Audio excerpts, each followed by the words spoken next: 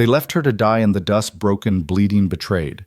Two ruthless men thought they could steal everything she had with their fists and threats. But Anna Caldwell wasn't just fighting for land.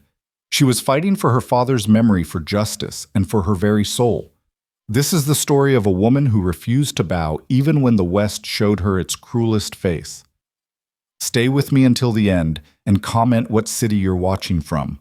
I want to see how far Anna's story travels across this world. The sun had no mercy that August afternoon. It hung in the Oklahoma sky like a copper coin hammered flat, beating down on the endless prairie with the kind of heat that made the earth crack and the horizon shimmer like water that was never really there. The grasshoppers had given up their singing. Even the wind had quit, leaving nothing but stillness and the smell of dry earth and dying grass. Anna Caldwell stood on the porch of her father's ranch house, one hand shading her eyes as she watched the dust cloud approaching from the east. She'd been expecting them. In her gut, she'd known they would come eventually. Men like Cole and Mason Reed didn't take no for an answer, and she'd been saying no for 3 months straight.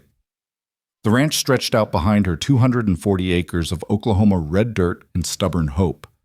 Her father had died working this land, and before that her mother had been buried beneath the cottonwood tree by the creek. Every fence post, every stone in the foundation, every drop of sweat that had salted this soil, it was Caldwell blood and Caldwell bones.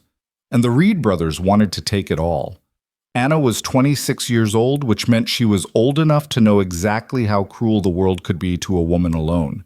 She'd spent the last year since her father's death learning to shoot straight men, fence break horses, and stare down creditors who thought a female landowner was nothing more than a temporary inconvenience. She'd survived drought grasshoppers and the bank manager's condescending smiles. But the Reed brothers were different. They didn't smile. They didn't pretend to be gentlemen. They wanted her land because it sat right between their two properties, completing an empire of cattle and corruption that stretched from the Canadian River to the Kansas border. With the Caldwell Ranch, they'd control the only reliable water source for 50 miles. Without it, their ambition had limits, and the Reed brothers hated limits.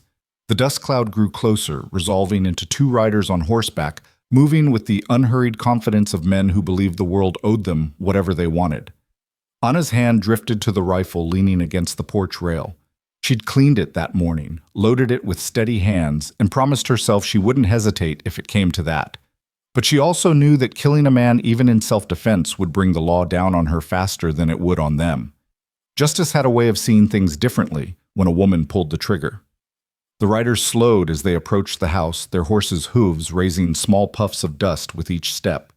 Cole Reed was the older of the two, somewhere in his mid-40s, with a face like weathered leather and eyes the color of dirty ice. He wore a black hat and a vest over his shirt despite the heat, and he carried himself like a man who'd never been told no by anyone who mattered.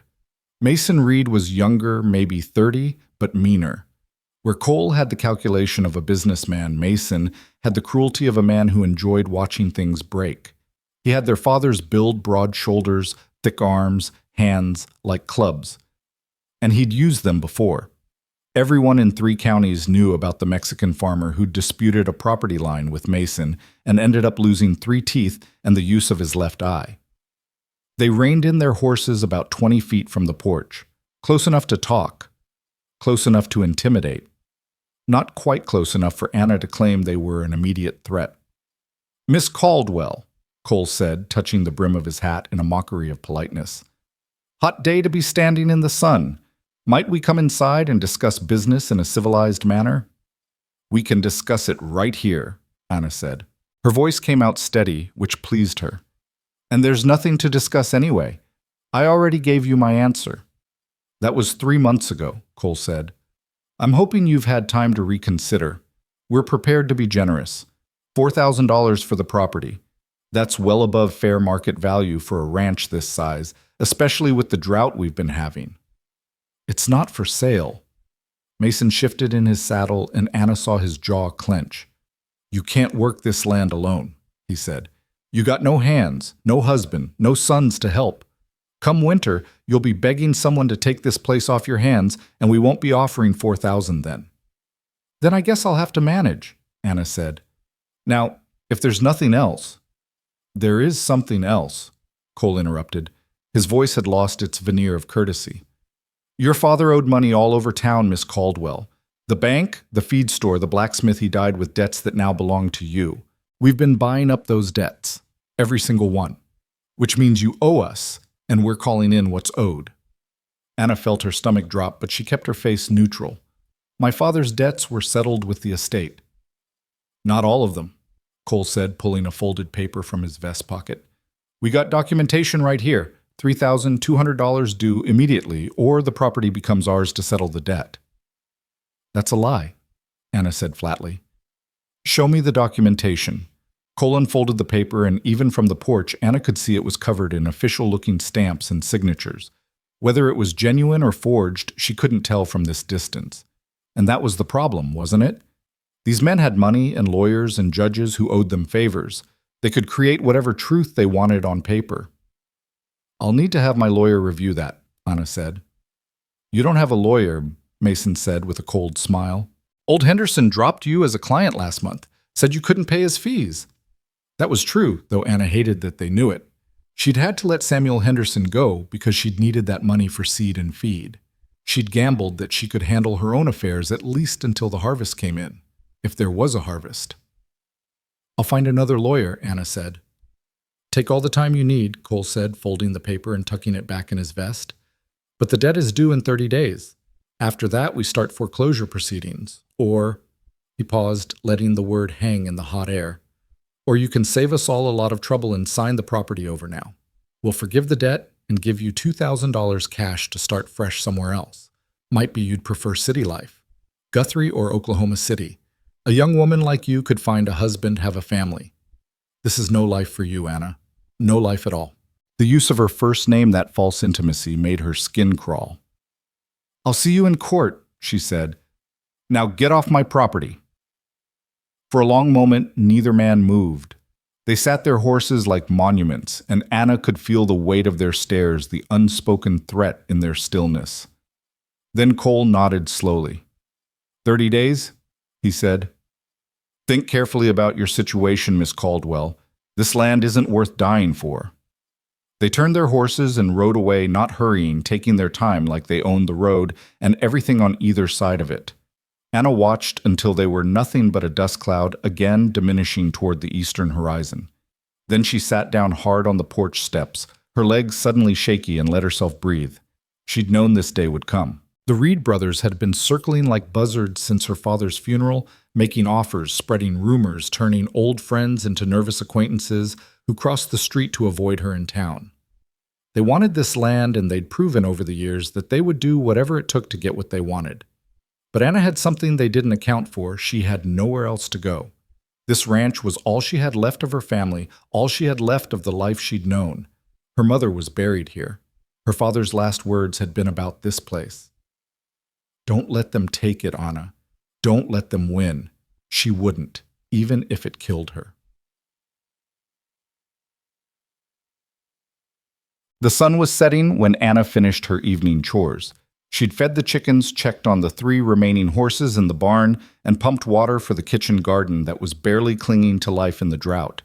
Her shirt was soaked with sweat, her hands were blistered, and her back ached from hauling feed sacks that should have been carried by hired hands she couldn't afford. But the work was done, and there was satisfaction in that. She was washing up at the pump when she heard the horses again. For a moment she thought the Reed brothers had come back, and her heart jumped into her throat. But as she turned, wiping water from her eyes, she realized these were different riders. 3 of them this time, coming from the west, riding hard like they had someplace to be. Anna's hand found the rifle she'd leaned against the pump handle. She didn't raise it, but she didn't let it go either.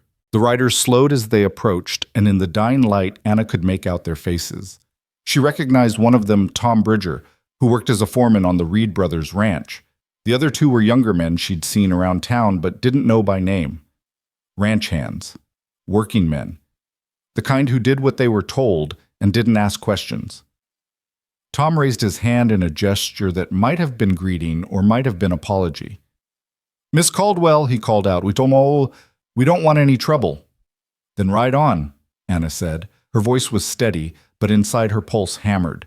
3 men coming at sunset right after the Reed brothers had threatened her. This wasn't a social call. We got a message from Mr. Cole Reed, Tom said. He wasn't smiling. If anything, he looked uncomfortable, like a man doing something he didn't quite agree with, but didn't have the courage to refuse. He says you got until tomorrow at noon to sign the papers. He's waiting in town at the lawyer's office. If you don't come, he says there'll be consequences. Consequences? Anna repeated. Is that the word he used? Tom looked away. More or less. Tell Cole Reed that I'll see him in court with my lawyer present. Tell him that I don't respond to threats. And tell him that if he sends men to my property again, I'll start shooting first and asking questions later. One of the younger men laughed a nervous, ugly sound. You and what army lady? You can't even keep this place running. Look at it. Half the fences are down the barns losing shingles, and your fields are nothing but dust and dead grass. You're finished here. You just don't know it yet. I know exactly where I stand, Anna said, and now she did raise the rifle, not pointing it at anyone, but making sure they all saw it. Now get off my land before I show you how well I shoot. Tom held up both hands. Easy, Miss Caldwell. We're going. Just think about what you're doing. The Reed brothers don't give second chances. They turned their horses and rode away faster this time, like they were glad to be leaving. Anna watched them go, the rifle heavy in her hands, her heart beating so hard she could hear it in her ears. She stood there until full darkness fell, and the stars came out brilliant and cold and indifferent. Then she went inside, barred the door, loaded both her rifles and her father's old pistol, and sat in the kitchen with the lamp burning low and her finger never far from a trigger.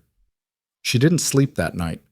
Every sound made her jump, the wind rattling a shutter, a coyote howling in the distance, the old house settling on its foundation. She made coffee when the fear threatened to overwhelm her, and she watched the darkness through the window, waiting for shapes that never came.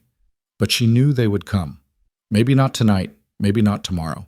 But they would come because men like the Reed brothers didn't make threats. They weren't willing to back up with action. And when they came, Anna would be ready. Or at least she would try to be. Dawn came slowly, painting the prairie in shades of pink and gold that were almost beautiful enough to make Anna forget how tired and scared she was. Almost. She made breakfast eggs from her chicken's bread she'd baked 2 days ago, coffee strong enough to strip paint, and ate it standing at the window watching the horizon. No riders yet. No dust clouds. Just another day in the Oklahoma Territory where survival was its own kind of victory. After breakfast, she went outside to check on the animals. The chickens were fine, pecking at the feed she scattered for them, with single-minded determination. The horses nickered when they saw her, hoping for extra oats she didn't have to give them. She stroked their noses and murmured apologies, then moved on to check the fences. That's when she saw it.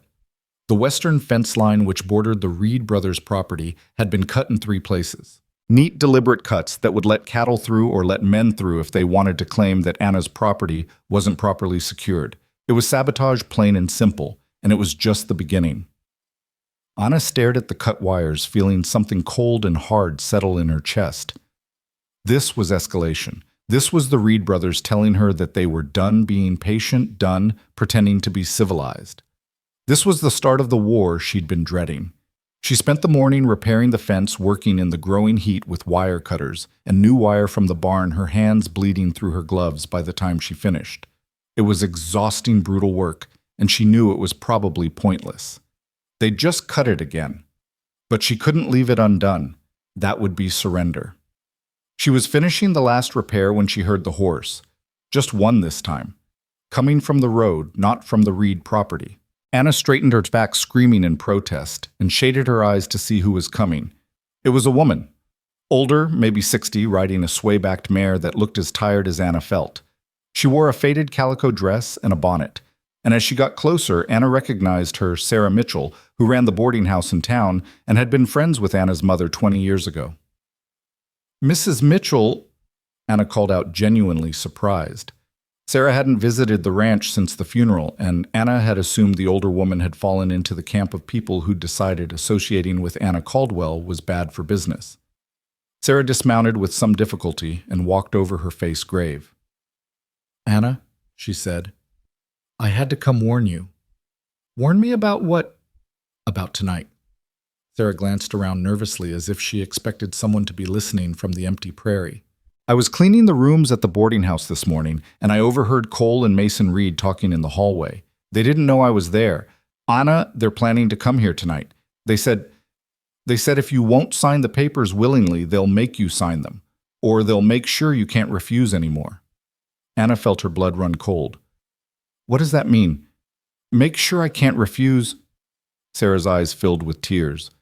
I don't know exactly, but the way they were talking, Anna, I think they mean to hurt you, to scare you so badly that you'll do whatever they want, maybe worse than just scare you. Did they say what time? After midnight. They said something about making sure nobody would see them coming or going. Anna, you need to get out of here. Come stay with me in town or ride to the sheriff. The sheriff won't help me, Anna said bitterly. Bill Crawford has been taking Reed money for years. He won't lift a finger against them unless he absolutely has to. Then leave. Just for tonight. Go somewhere safe.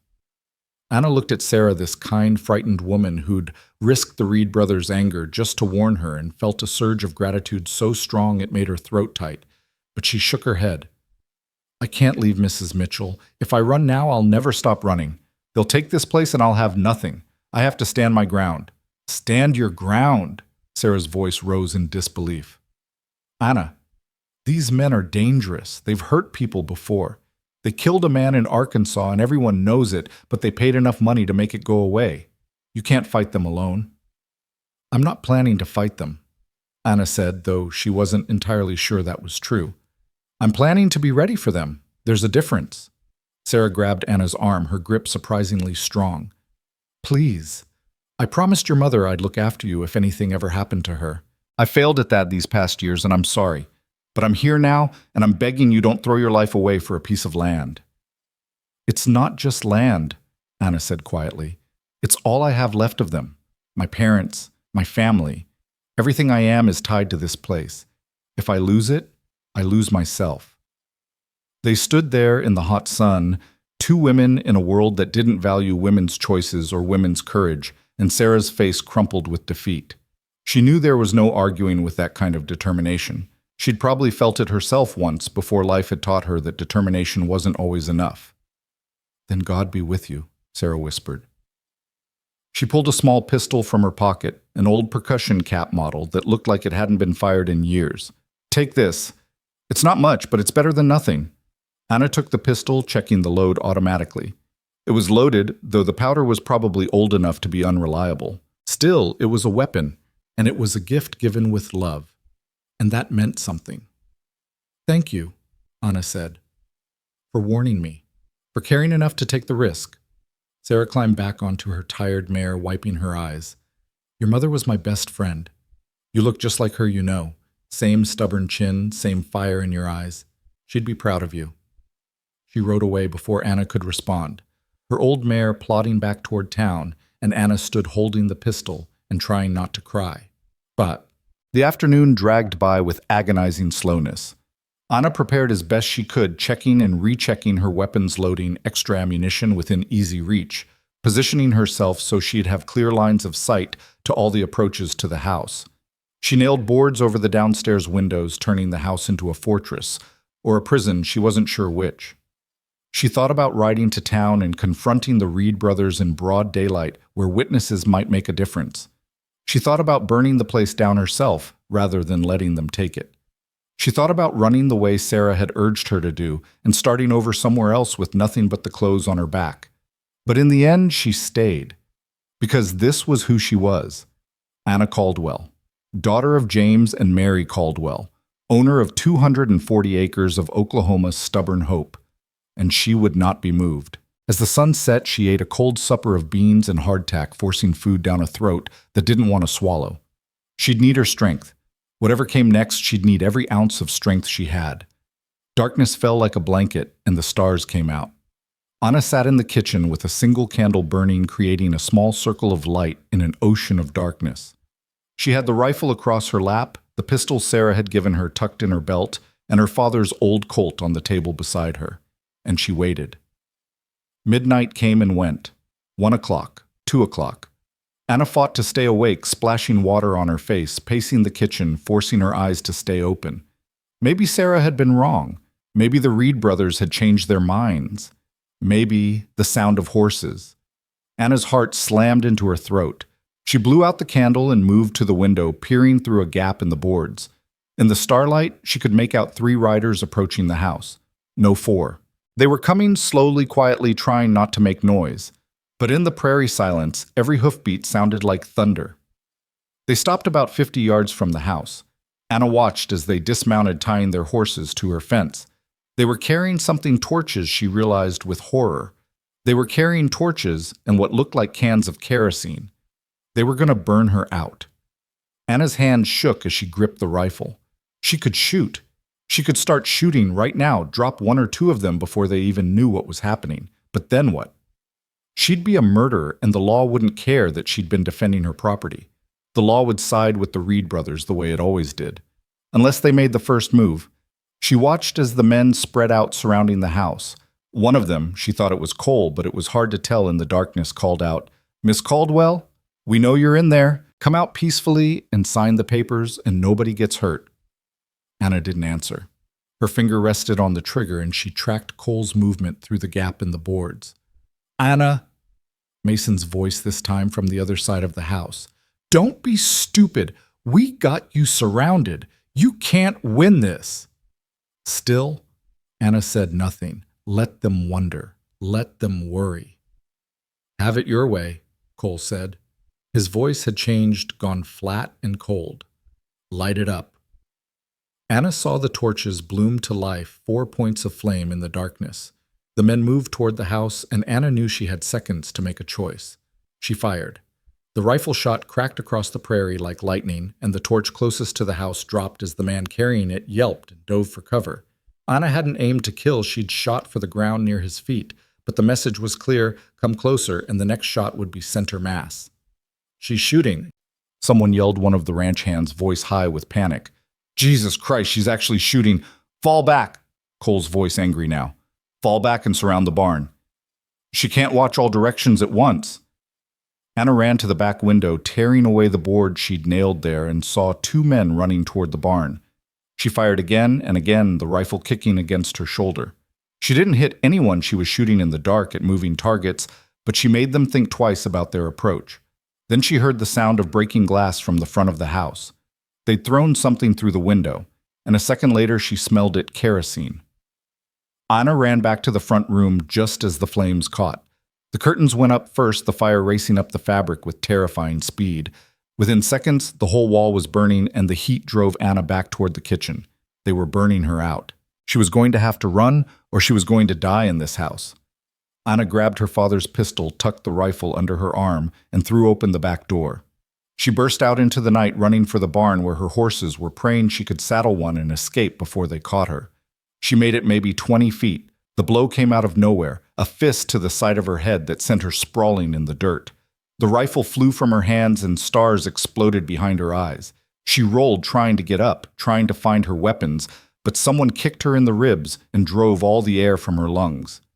"Got her!" Mason Reed's voice, triumphant and cruel. "Cole, I got her!" Rough hands grabbed Anna's arms, hauling her to her feet. She fought, kicking and scratching and biting, but there were too many of them. 4 men, all stronger than her, all working together to pin her down. Cole walked up, his face illuminated by the burning house behind them. He was smiling. "Well now," he said. "That was exciting, but foolish, Miss Caldwell. Very foolish indeed." Anna spat blood at his feet. "Go to hell." The smile disappeared. Cole nodded to Mason, and Anna barely had time to register the movement before Mason's fist slammed into her stomach. She doubled over, gasping, held upright only by the hands gripping her arms. "We tried to do this the civilized way," Cole said. "We offered you good money. We gave you chances. But you're too stubborn for your own good. So now we'll do it the hard way." He pulled out a folded document, the deed to her property, and a pen. "Sign it." "Never," Anna gasped out. Mason hit her again, this time in the face. Anna's head snapped back and she tasted blood in her mouth. The world tilted sideways, but she stayed conscious through sheer force of will. "Sign it," Cole repeated. "Never." Another blow, and another. Anna stopped counting after the third hit. Pain became her entire world, her ribs, her face, her arms. where they gripped her so tightly she could feel bruises forming. But she wouldn't sign. She'd die before she signed. Maybe she was going to die anyway. "Boss," one of the ranch hands said nervously. "Boss, this is getting out of hand. We said we'd scare her, not—" "Shut up," Mason snarled. He pulled his own pistol from his belt and pressed it against Anna's temple. "Last chance, lady. Sign the paper or I'll blow your brains all over this property. Your choice." Anna looked up at Cole through swollen eyes. Behind him, her house was fully engulfed now, flames reaching for the sky, her entire life burning to ash. Everything her parents had built. Everything she'd tried to save. And she realized in that moment that she'd already lost. They could kill her, or she could sign the paper, but either way, the Reed brothers won. That's how it worked in this world. Men with money and guns always won. But at least she could deny them the satisfaction of her willing submission. "Do it," she whispered. "Pull the trigger. Because I will never sign." For just a moment, something like respect flickered across Cole's face. Then it was gone, replaced by cold fury. He nodded to Mason. "Teach her a lesson she won't forget." What happened next would haunt Anna's nightmares for months to come. They beat her methodically, professionally, with the practiced efficiency of men who'd done this before. Mason's fists, boots to her ribs when she fell.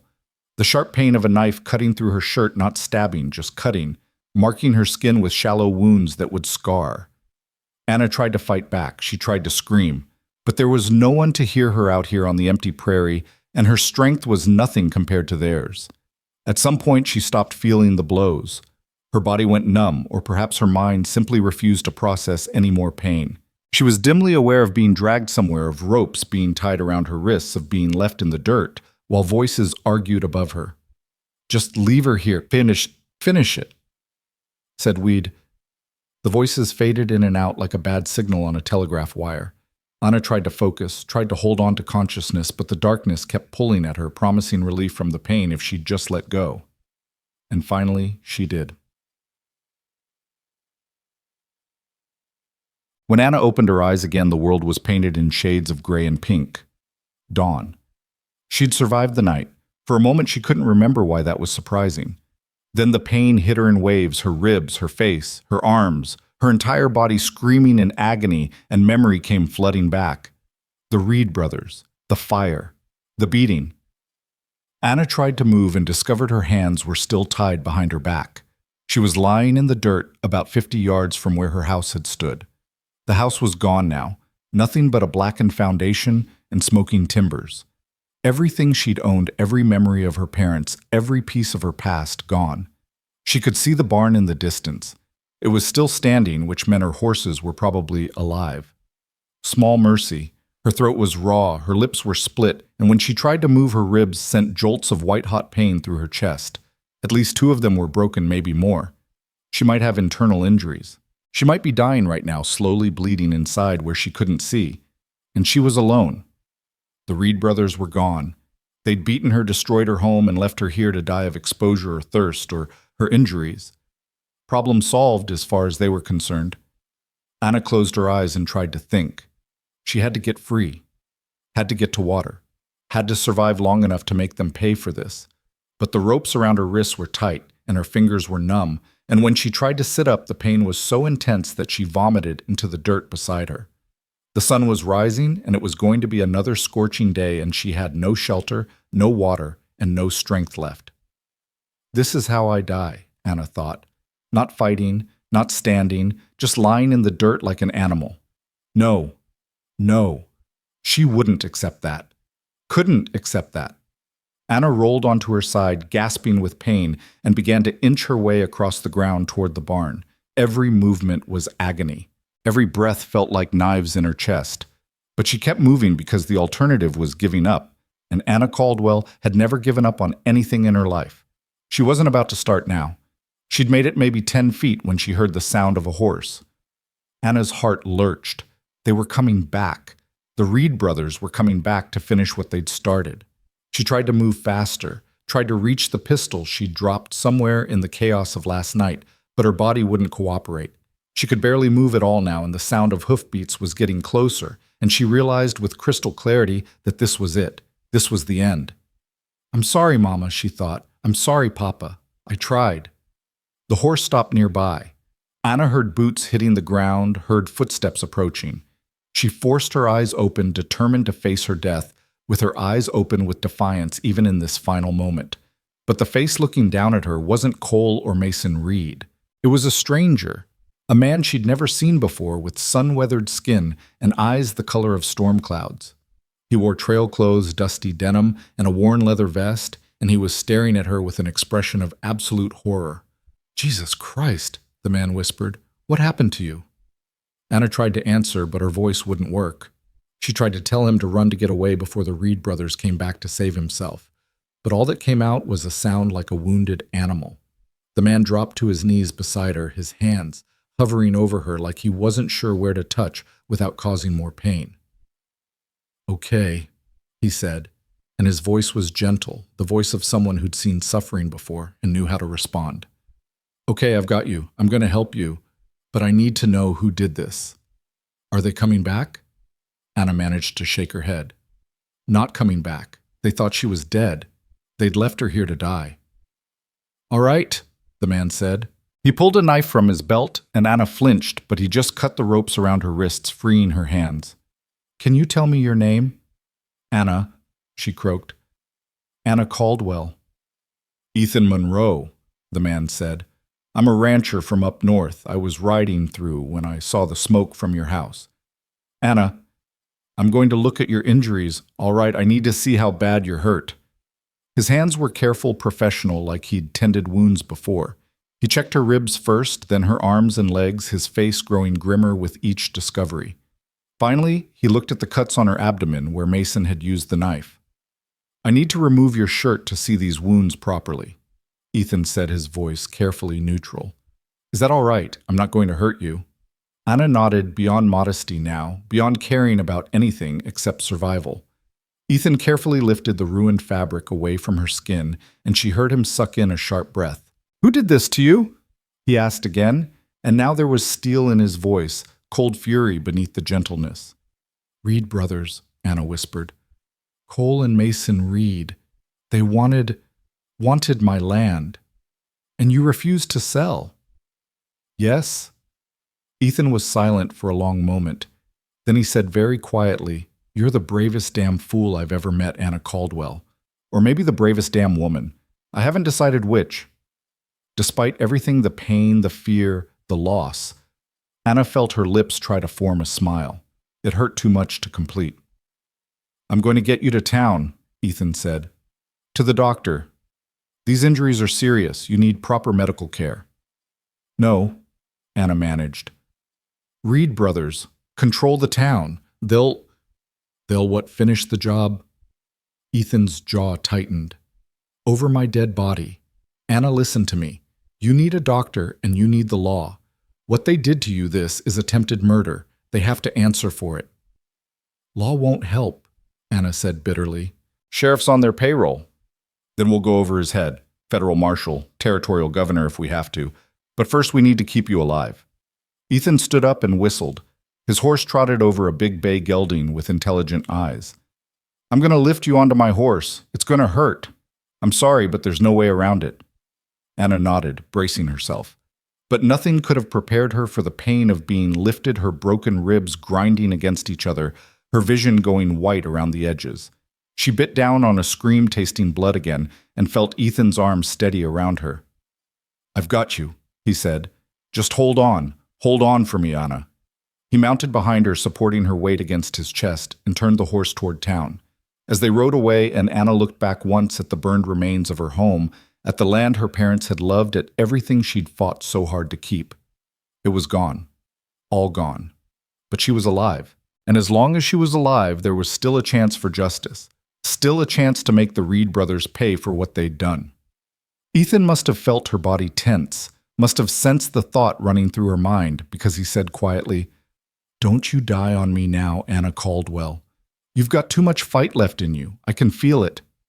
Anna let her head fall back against his shoulder, let herself be carried, and whispered words that were half prayer, half promise. "Not like this. I won't die like this. And in the growing heat of the morning sun, with a stranger's arms around her and pain singing through every nerve, Anna Caldwell held on to consciousness and held on to hope. And most of all, she held on to her rage. Because rage was going to keep her alive long enough to see this through. The Reed brothers had made a mistake. They'd left her breathing. And that Anna thought as the darkness pulled at her again was going to be the biggest mistake they'd ever made. The ride to town was a blur of pain and heat, and the steady rhythm of hoofbeats against hard-packed earth. Anna drifted in and out of consciousness, each jolt of the horse sending fresh agony through her broken ribs. She was aware of Ethan's arms around her, holding her upright, keeping her from falling.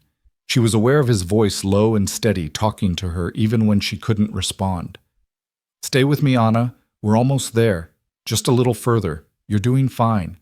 You're going to be fine." She wanted to believe him. She wanted to believe that anything would ever be fine again. But every breath was a struggle, and the world kept tilting sideways, and somewhere in the back of her mind a small voice kept whispering that maybe it would be easier to just let go, to stop fighting, to surrender to the darkness that kept reaching for her with soft, promising hands. But every time that voice grew louder, she'd remember the look on Cole Reed's face when he'd told Mason to teach her a lesson. She'd remember the sound of her house burning, the smell of kerosene and smoke. She'd remember Mason's fist driving into her stomach, his boot connecting with her ribs, the casual cruelty in his eyes as he'd beaten her.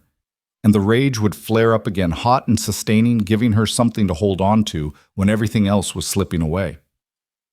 They rode into town just after 8 in the morning. Anna was barely conscious by then, her body slack against Ethan's chest, her breathing shallow and labored. She was dimly aware of voices rising around them, of people stopping in the street to stare, of Ethan's voice cutting through the murmurs like a knife. "Where's the doctor?" "This woman needs help now." Someone pointed toward a building on the main street. Ethan urged his horse forward, and Anna felt herself being lifted down, felt strong hands carrying her through a doorway into blessed shade. The light was dimmer here and cooler, and she could hear a new voice, older, authoritative, concerned. "Good Lord, put her on the examination table. Carefully, carefully. What happened to her?" "She was beaten," Ethan said, and there was that steel in his voice again, that cold fury. "Left for dead out at what used to be a ranch. The house was burned to the ground." "Who did this?" the doctor asked. Anna forced her eyes open. She needed to see who was asking, needed to know if this was someone she could trust or another person on the Reed brothers' payroll. The doctor was a man in his 60s with steel gray hair and spectacles perched on his nose. She recognized him vaguely, Dr. Benjamin Walsh, who'd practiced in town for 20 years. He'd set her father's broken arm once, years ago. Her father had said he was a good man, honest and fair. She hoped her father had been right. "Reed brothers," Anna whispered. Her voice was barely audible, but Dr. Walsh leaned in close to hear. "Cole and Mason Reed. They did this." The doctor's face went pale. He glanced at Ethan, then back at Anna. "Miss Caldwell, that's a serious accusation. The Reed brothers are—" "I know who they are," Anna said, and some of her strength came back with her anger. "I know what they are, and I know what they did to me. They tried to make me sign over my land. When I refused, they beat me and left me to die." Dr. Walsh was quiet for a moment. Then he nodded slowly.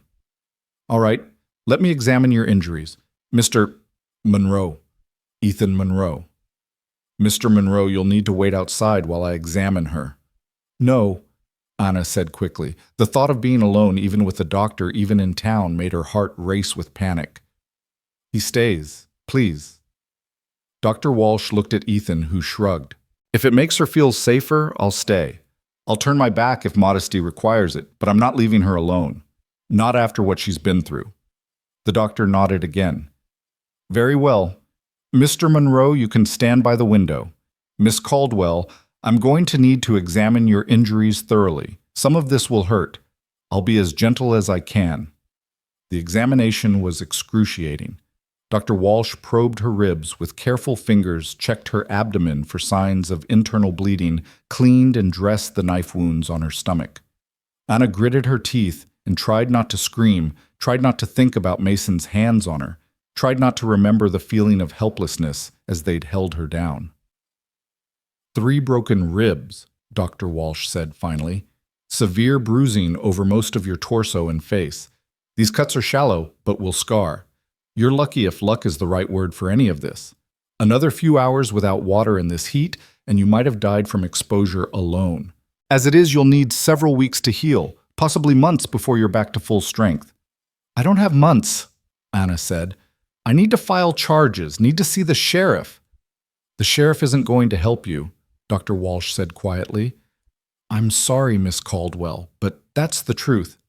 Bill Crawford won't cross the Reed brothers. Not for you, not for anyone. Then I'll go to the federal marshal, the territorial governor. Someone has to… Anna? Dr. Walsh's voice was gentle but firm. You need to rest. You need to heal. Pushing yourself right now could kill you. They already tried to kill me, Anna said. Her voice was rising, edging toward hysteria, and she couldn't seem to stop it. They burned my house. They beat me. They destroyed everything I have. And you want me to just rest to let them get away with it? No, Ethan said from his place by the window. He turned to face her, and his eyes were hard as flint. We want you to be smart about this. If you go after them now, when you can barely stand, they'll finish what they started. But if you heal first, if you get strong again, then you'll have a chance to make them pay.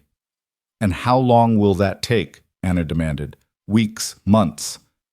How long before they're so confident they got away with it that bringing charges becomes impossible?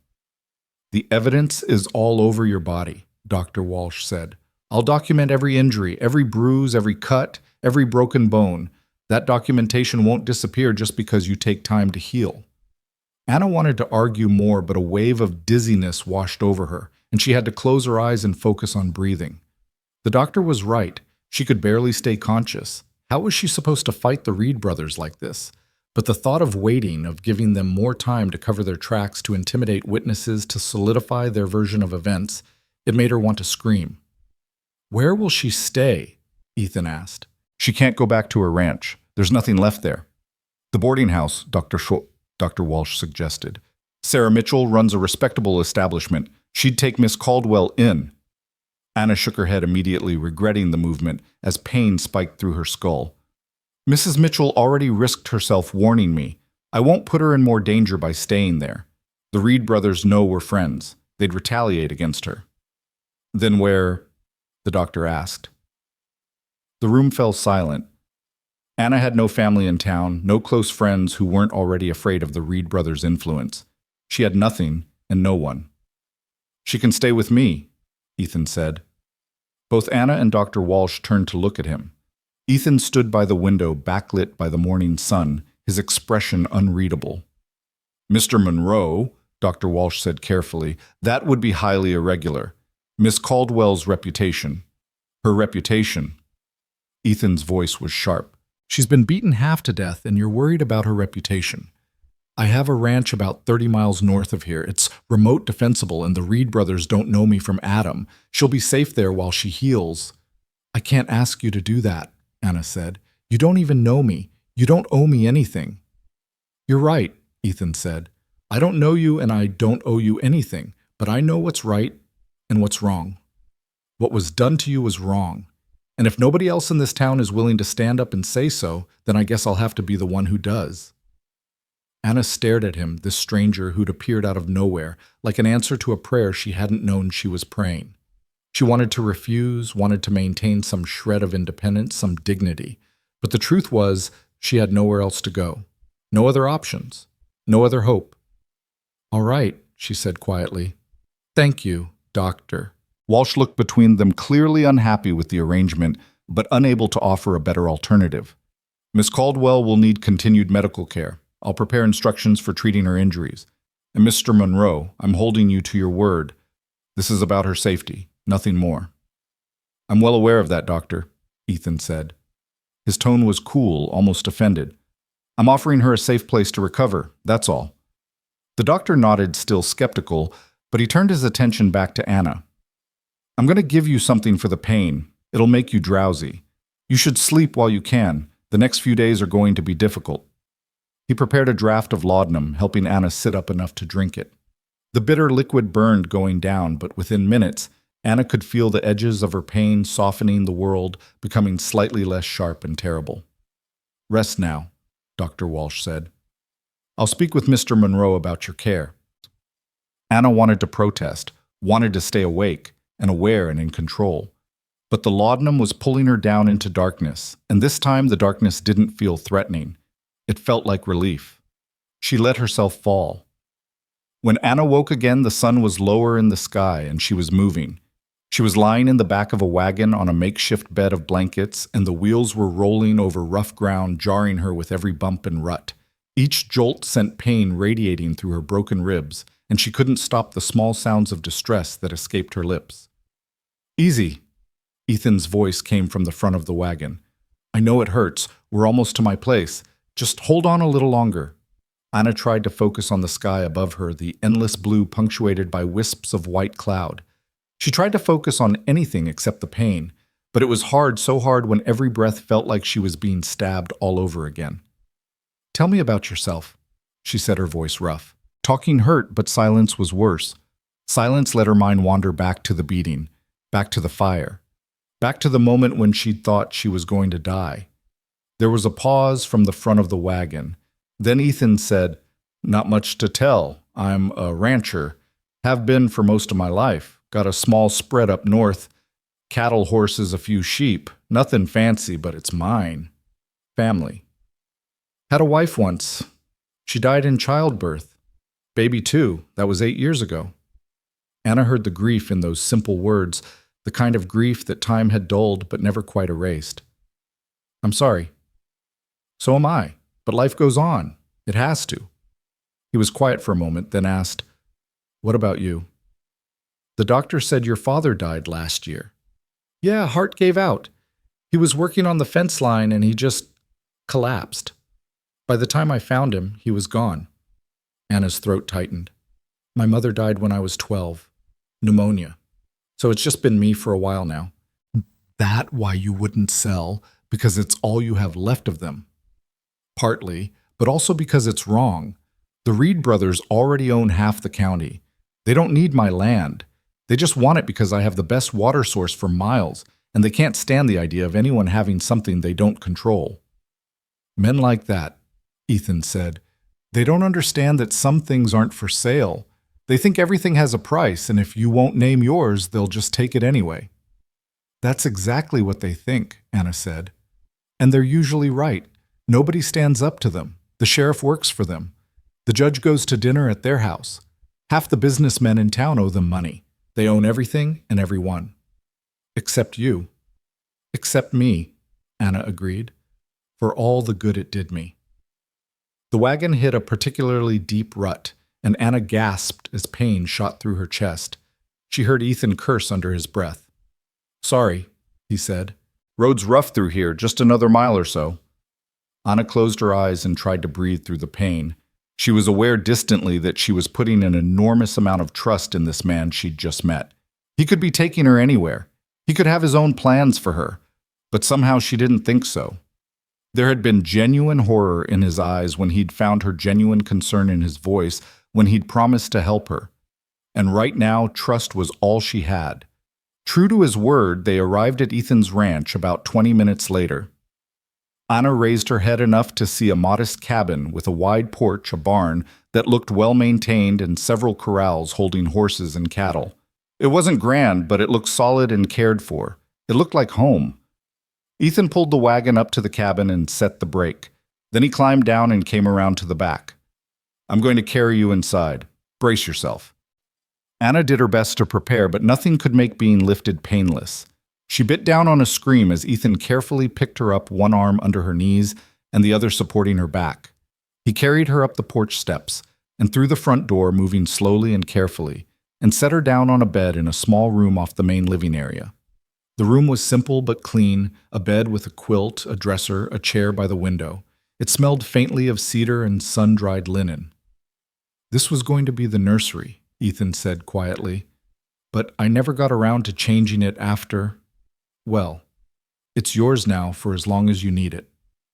Anna felt tears prick her eyes. She was so tired of crying, tired of being weak and hurt and helpless.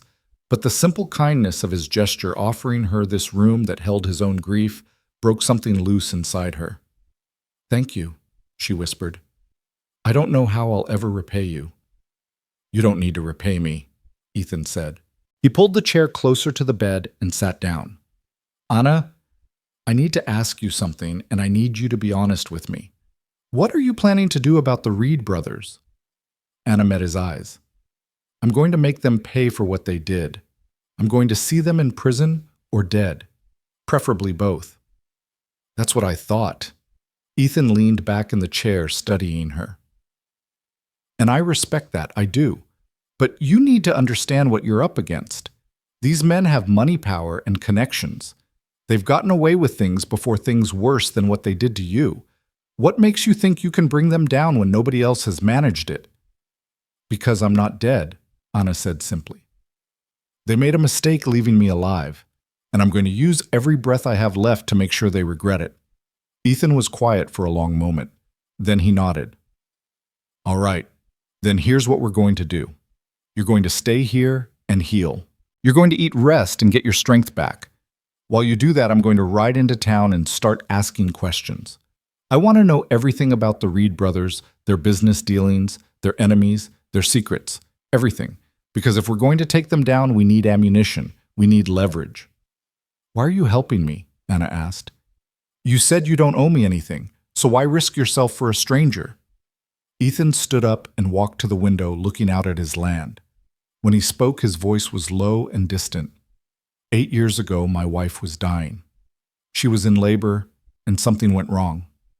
I rode into town to get the doctor, but he was at the Reed brothers' ranch tending to one of their prize bulls that had injured itself.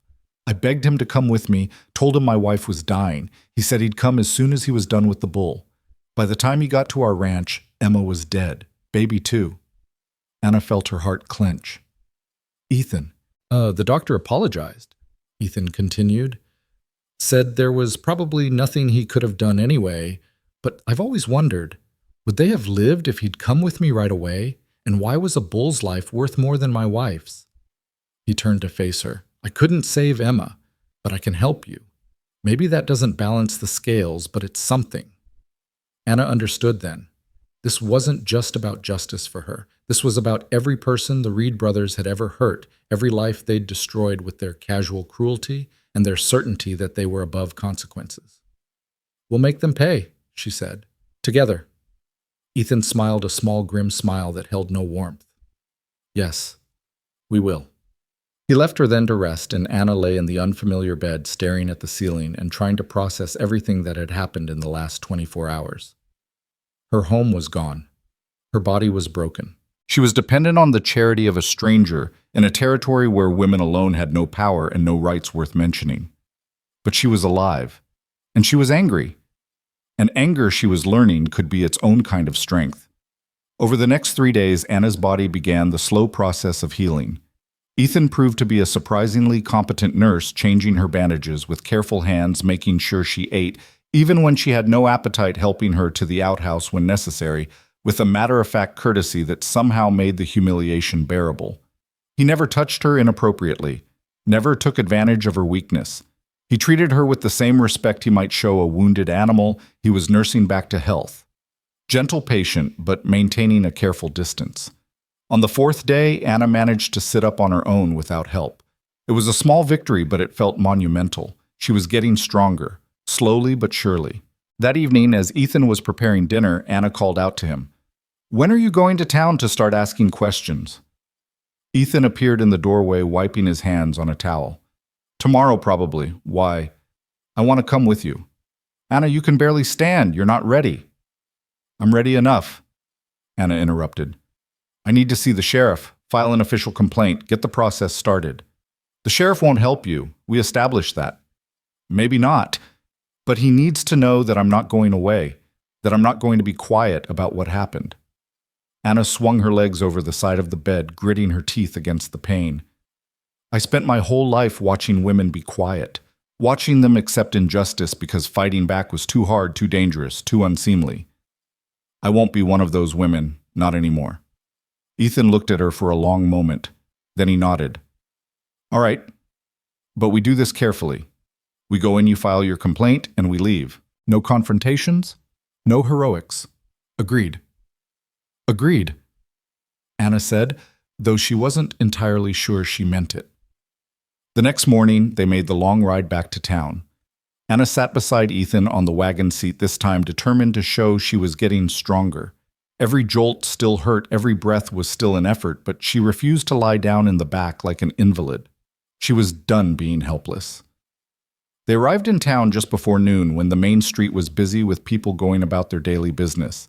Anna felt the eyes on her immediately, the stares, the whispers, the way people stopped to gawk at her bruised face and bandaged body.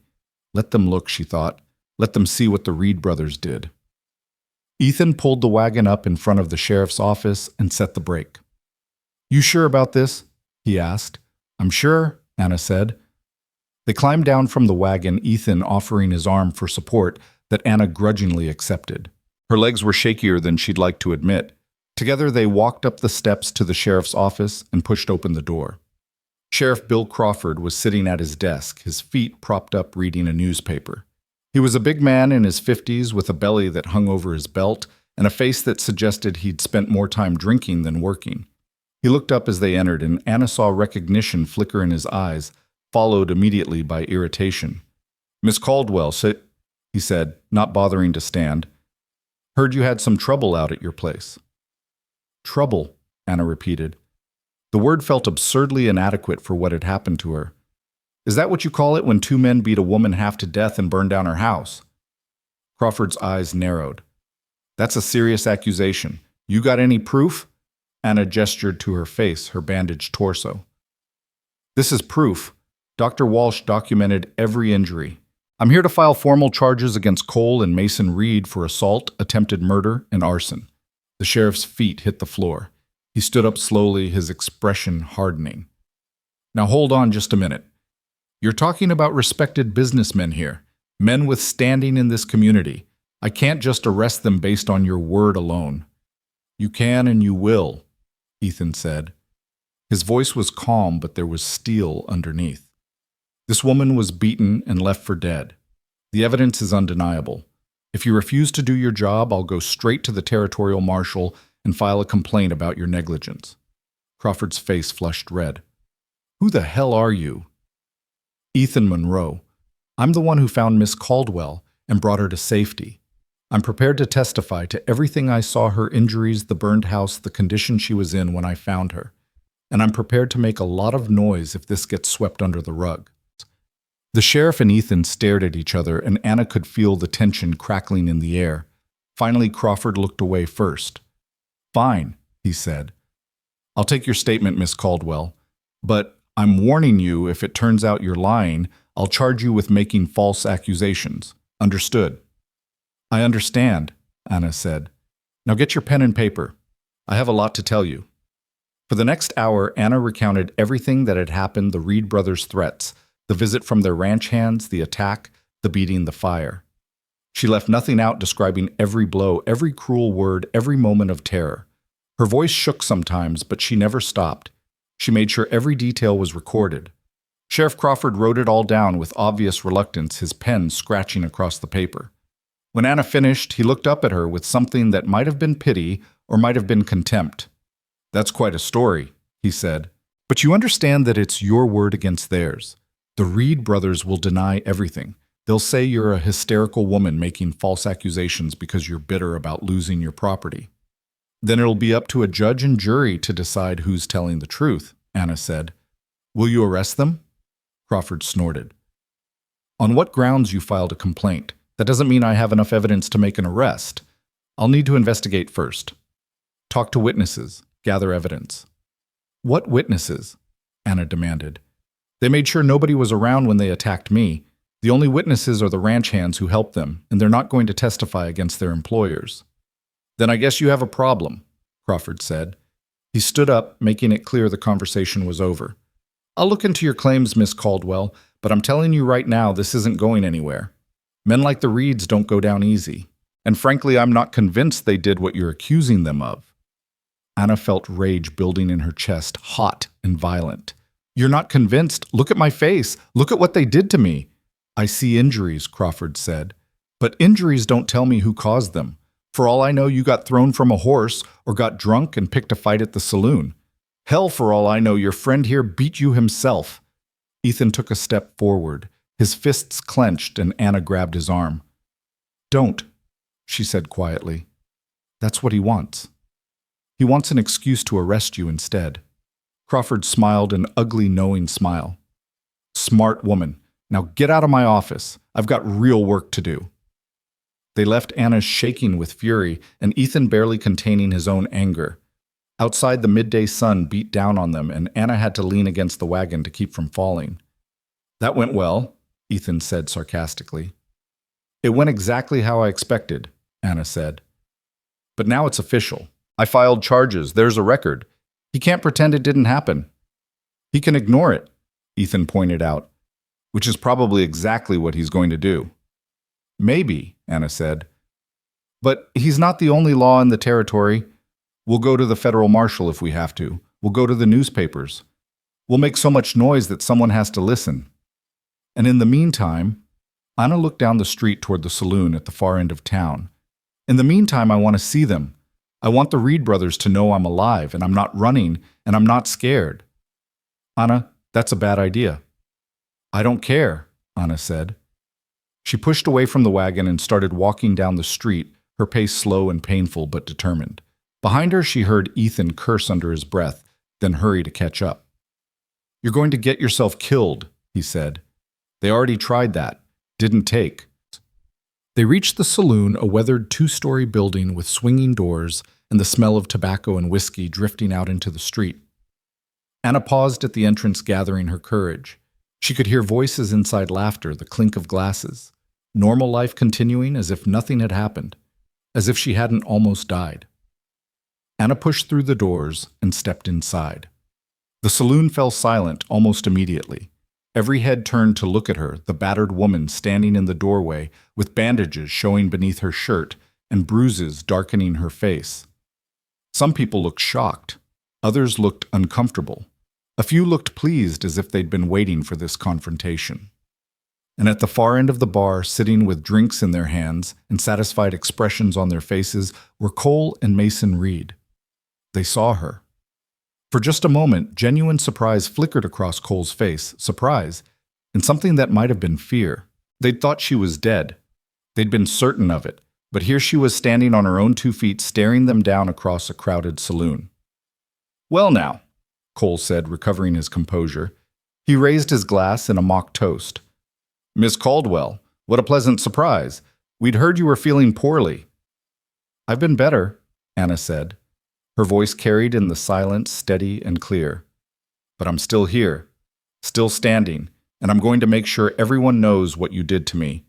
Mason stood up his chair, scraping across the floor. Careful, lady. That sounds like slander. We haven't done anything to you. You beat me half to death and burned down my house, Anna said. Every eye in the saloon was on her now, and she felt the weight of their attention like a physical thing. You tried to steal my land, and when I wouldn't sign it over, you tried to kill me. But you failed, and now everyone is going to know what kind of men you really are. Cole stood up too slowly, his face darkening with anger. You're a liar, he said, and you're going to regret making these accusations. We have lawyers, Miss Caldwell. We have resources. We'll bury you in litigation until you don't have a penny left to your name. I already don't have a penny left, Anna said. You made sure of that when you burned everything I owned, but you know what I do have, the truth.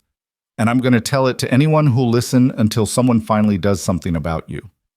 She reached for the nearest table, needed something to steady herself because her legs were shaking and the room was starting to spin.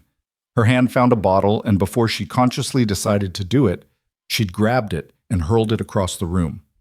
The bottle shattered against the wall 6 inches from Mason's head, sending glass and whiskey flying. Mason jerked back his hand, going instinctively to his gun, and the entire saloon erupted into chaos. Men jumped to their feet, some moving toward the Reed brothers, others moving toward Anna. Ethan was suddenly there, putting himself between Anna and the crowd, and someone threw a punch that missed its target and hit someone else, and within seconds the saloon had dissolved into a full-scale brawl. Anna backed toward the door, her heart hammering, watching the chaos she'd unleashed. She saw Mason try to push through the crowd toward her, saw Ethan intercept him with a solid punch to the jaw that sent Mason staggering. She saw Cole shouting something she couldn't hear over the din, saw the bartender trying futilely to restore order. And then she saw Sheriff Crawford burst through the door, his rifle raised, firing a shot into the ceiling that finally brought the fighting to a halt. "Everybody freeze!" Crawford roared. The room went still, men frozen in mid-punch, breathing hard, bleeding from split lips and bruised knuckles. The sheriff's eyes swept the room and landed on Anna. "Miss Caldwell," he said, his voice dripping with false concern. "Did you start this?" Before Anna could answer, Ethan stepped forward. She was defending herself. The Reed brothers threatened her. "That's a lie," Cole said, straightening his vest. "She walked in here and started making wild accusations, then threw a bottle at my brother's head. She's clearly unstable. She should be arrested for assault and disturbing the peace." "Is that so?" Crawford looked around the room. "Anyone else see it that way?" And to Anna's horror, heads started nodding. Not everyone. Some people looked away uncomfortable, but enough. Enough to make it clear that the Reed brothers' version of events would be the one that stuck. "I see," Crawford said. He turned to Anna. "Miss Caldwell, you're under no." A new voice, this one female, and sharp as a whip crack. Anna turned to see Sarah Mitchell pushing through the crowd, her face flushed and her eyes blazing. Behind her were three other women, the preacher's wife, the school teacher, and Martha Hendricks, who ran the general store. "Sheriff Kemp," Sarah said. "I saw the whole thing through the window. Miss Caldwell did nothing wrong. She spoke the truth and the Reed brothers threatened her. If you arrest her, you'll have to arrest all of us too, because we're prepared to testify to what we saw." The other women nodded, standing shoulder to shoulder with Sarah. Anna felt tears prick her eyes again, not from pain this time, but from gratitude. These women were risking themselves for her. They were standing up when the men wouldn't. Crawford looked between the women and the Reed brothers, clearly calculating the political fallout of whatever decision he made. Finally, he lowered his rifle. "Everyone go home," he said. "This is over. And Miss Caldwell, you stay out of trouble or next time I will arrest you. Understood?" Anna nodded, not trusting herself to speak. Ethan took her arm, supporting her as they made their way through the crowd toward the door. As they passed the Reed brothers, Mason leaned in close and whispered, "This isn't over, bitch. Not by a long shot." "Good," Anna whispered back. "Neither am I." They made it outside into the harsh sunlight, and Anna's legs finally gave out. She sagged against Ethan, all her strength spent, and he caught her before she could fall. "I've got you, so," he said. "Come on, let's get you home." Home. The word struck Anna as bitterly funny. She didn't have a home anymore, just a borrowed room in a stranger's house, and a body that was broken but refusing to stay down. But as Ethan helped her into the wagon and they rode away from town, Anna looked back one last time at the saloon where she'd thrown her bottle and made her stand. She'd wanted the Reed brothers to know she wasn't scared. Mission accomplished. Now she just had to figure out how to stay alive long enough to make them pay. The ride back to Ethan's ranch was long and silent. Anna sat slumped against the wagon seat, her brief surge of defiant energy completely spent. Every bone in her body ached. Every breath was a reminder of her broken ribs, and the confrontation at the saloon had drained what little strength she'd managed to build up over the past few days. But beneath the exhaustion and pain, there was something else burning steady and hot. She'd looked the Reed brothers in the eye and let them know she wasn't finished. That small victory was worth all the pain it had cost her. Ethan didn't speak until they were well clear of town, the buildings fading into heat shimmer behind them. Then he said quietly, "That was either the bravest thing I've ever seen or the most foolish. I haven't decided which." "Maybe both," Anna said. Her voice was barely above a whisper, her throat raw from shouting in the saloon. "You could have gotten yourself killed. If that bottle had actually hit Mason, if he'd drawn his gun before the crowd stopped him." "I know," Anna interrupted. "I know it was reckless. I know I should have stayed quiet and let you handle things. But I couldn't, Ethan. I couldn't let them sit there drinking and laughing like nothing had happened, like they hadn't tried to murder me." Ethan was quiet for a long moment, guiding the horse along the rutted road. Finally he said, "I understand, I do. But you need to be smarter about this. The Reed brothers aren't going to underestimate you again. Next time they come after you, they'll make sure there's no chance of survival. Then we'll have to make sure there's no next time, Anna said. We'll have to bring them down first. And how exactly do you propose we do that the sheriff won't help us? Half the town is either on their payroll or too scared to cross them. We don't have evidence beyond your testimony, and your testimony alone won't be enough to convict them. Anna closed her eyes against the sun and the hopelessness of their situation. He was right, of course. She'd filed charges, she'd made her accusations public, and none of it mattered because the Reed brothers had insulated themselves so thoroughly that the law couldn't touch them, or wouldn't, which amounted to the same thing. There has to be something, she said. Some weakness we can exploit, some secret they're trying to hide. Men like that don't get as powerful as they are without making enemies or breaking laws. We just have to find the right leverage. I've been asking around, Ethan said, carefully, quietly, the way you do when you don't want word getting back to the wrong people. The Reed brothers have fingers in everything around here, cattle land, banking, even the railroad that's supposed to be coming through in the next year or two. They've bought politicians, judges, lawmen. But here's the interesting thing. Nobody actually likes them. Not really. People do business with them because they have to, not because they want to. Fear and necessity, Anna said. That's how men like them build empires. Right, but fear can turn. If we can find enough people who are willing to stand against them, if we can build a case that's strong enough that even the territorial governor can't ignore it. That's a lot of ifs, Anna pointed out.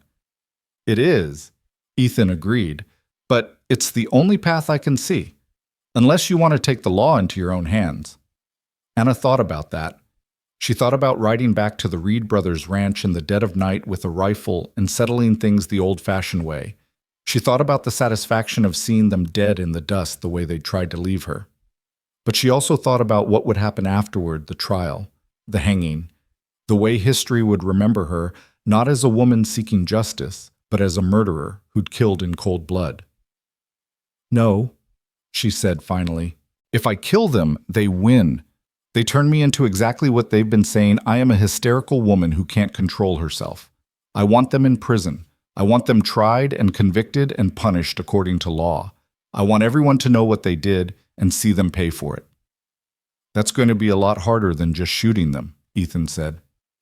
I know, but it's the right way. They rode in silence for a while longer, the sun beating down mercilessly, the prairie stretching endlessly in all directions. Anna dozed off despite herself, her body demanding rest, even though her mind wanted to keep planning, keep strategizing, keep fighting. When she woke, they were pulling up to Ethan's cabin. The sun was lower now, painting everything in shades of gold and amber. Ethan helped her down from the wagon, and Anna's legs nearly buckled under her own weight. Easy, Ethan said, catching her. You pushed yourself too hard today. Had to be done. Maybe, but now you need to rest. Come on. He helped her inside and back to her room, and Anna collapsed onto the bed with a groan of relief. Every muscle in her body was screaming, and her ribs felt like they were being squeezed in a vice. Ethan brought her water and a plate of cold chicken and bread, but Anna could barely manage a few bites before exhaustion overwhelmed her. Sleep, Ethan said. I'll be right outside if you need anything. Anna wanted to protest, wanted to stay awake and keep planning, but her body had other ideas. She was asleep before Ethan had even left the room. She dreamed of fire and fists and Mason's face looming over her, his expression twisted with cruel satisfaction. She dreamed of her father's voice calling her name of her mother's grave beneath the cottonwood tree of the ranch, as it had been before it burned whole and beautiful and hers. She woke several times in the night, disoriented and gasping, and each time she heard Ethan moving around in the main room keeping watch. He was guarding her. This man who barely knew her was losing sleep to make sure she was safe. Anna didn't know what she'd done to deserve that kind of loyalty, but she was grateful for it all the same. Morning came slowly, and with it a visitor. Anna woke to the sound of voices outside Ethan's low rumble, and another voice she didn't recognize, higher and more agitated. She struggled to sit up, wincing at the pain, and managed to get to her feet and hobble to the window. A man was standing in the yard talking to Ethan. He was young, maybe 25, with sandy hair and nervous energy that showed in the way he kept shifting his weight from foot to foot. Anna couldn't hear what they were saying, But she saw Ethan glance toward the cabin, then nod and gesture for the man to follow him inside. Anna made her way to the main room just as they entered. The young man stopped short when he saw her, his eyes widening at the visible evidence of her beating. "Miss Caldwell," he said. Jesus, I'm so sorry. I heard what happened, but seeing it—" "Who are you?" Anna asked, her hand instinctively going to her ribs as a spike of pain shot through them. "Tom Bridger," the man said. I worked for the Reed brothers. I was there that night. Not when they hurt you, but I was there earlier when they sent me to deliver their message." Anna remembered him, the uncomfortable foreman who'd warned her to sign the papers, who'd looked away when one of the other ranch hands had mocked her. "What do you want?" she asked, her voice cold. Tom twisted his hat in his hands. "I want to help. I want to testify against them. I know what they did, Miss Caldwell. I know they planned it. I heard them talking about it the day before, how they were going to burn you out and make you sign the deed, and if you still wouldn't cooperate, they'd make sure you never refused anything again." Anna's heart began to beat faster. "You heard them say that you'll swear to it in court." "I will," Tom said. "I should have done something sooner. Should have warned you more clearly or gone to the sheriff or something, but I was scared. The Reed brothers, they don't tolerate disloyalty. I've seen what happens to people who cross them. But after what they did to you—" He shook his head. "I can't stay quiet anymore. It's not right." Ethan stepped forward. "Why now? Why come here today?" "Because they're planning something else," Tom said, and now genuine fear crept into his voice. "They know Miss Caldwell is alive and staying somewhere nearby. They've been asking around trying to find out where. And yesterday, after the scene at the saloon, Mason said something about finishing what they started. Said they were going to make an example of her so nobody else would ever dare to stand up to them again." Anna felt ice water run down her spine. "When? I don't know exactly, but soon. Maybe tonight, maybe tomorrow night. They're being careful this time, planning it better. Mason wants to make it look like an accident or like she just disappeared. No body to testify, no evidence to investigate." "We need to go to the sheriff," Anna said immediately. Tom laughed bitterly. "The sheriff won't do anything. He's in their pocket. Always has been. No, what you need is to get Miss Caldwell somewhere safe, somewhere they can't find her, and then we need to go over the sheriff's head. Federal marshal, territorial governor, somebody with authority that the Reed brothers can't buy." "That could take weeks," Ethan said. "Weeks during which they're actively hunting Anna." "I know," Tom said. "But it's the only way. Unless—" He hesitated, then looked directly at Anna. "Unless you're willing to disappear. Leave the territory entirely. Start over somewhere they can't reach you." "No," Anna said immediately. The word came out harsh and flat. "I'm not running. This is my home, my land, or it was. I won't let them chase me away. Even if staying means dying. Even then." Tom looked at her with something like admiration. "You're either the bravest woman I've ever met or the most stubborn." "Everyone keeps saying that," Anna muttered. She moved to the table and lowered herself carefully into a chair. "All right, if you're serious about testifying, we need to document everything you know. Names, dates, conversations you overheard. Anything that can corroborate my version of events." For the next 2 hours, Tom talked while Ethan wrote everything down in careful, precise handwriting. He told them about the Reed brothers' other illegal activities, the cattle they'd stolen and rebranded the homesteaders they'd driven off through intimidation and violence, the mysterious fire at a competitor's warehouse that everyone suspected but nobody could prove. He told them about the politicians they'd bribed and the judges who owed them favors. He told them about the network of fear and corruption that kept the Reed brothers untouchable. And most importantly, he told them about the night Anna's house had burned. He hadn't been there for the actual attack, but he'd heard Cole and Mason talking about it afterward, bragging about how they'd taught that stubborn Caldwell woman a lesson she wouldn't forget. Mason had even joked about how she'd looked when he was beating her, how satisfying it had been to finally break her defiant spirit. He said that, Anna asked, her voice shaking, that it was satisfying. Tom nodded, looking sick. "I'm sorry, Miss Caldwell. I should have quit right then. Should have gone to anyone. But I was scared for my own skin."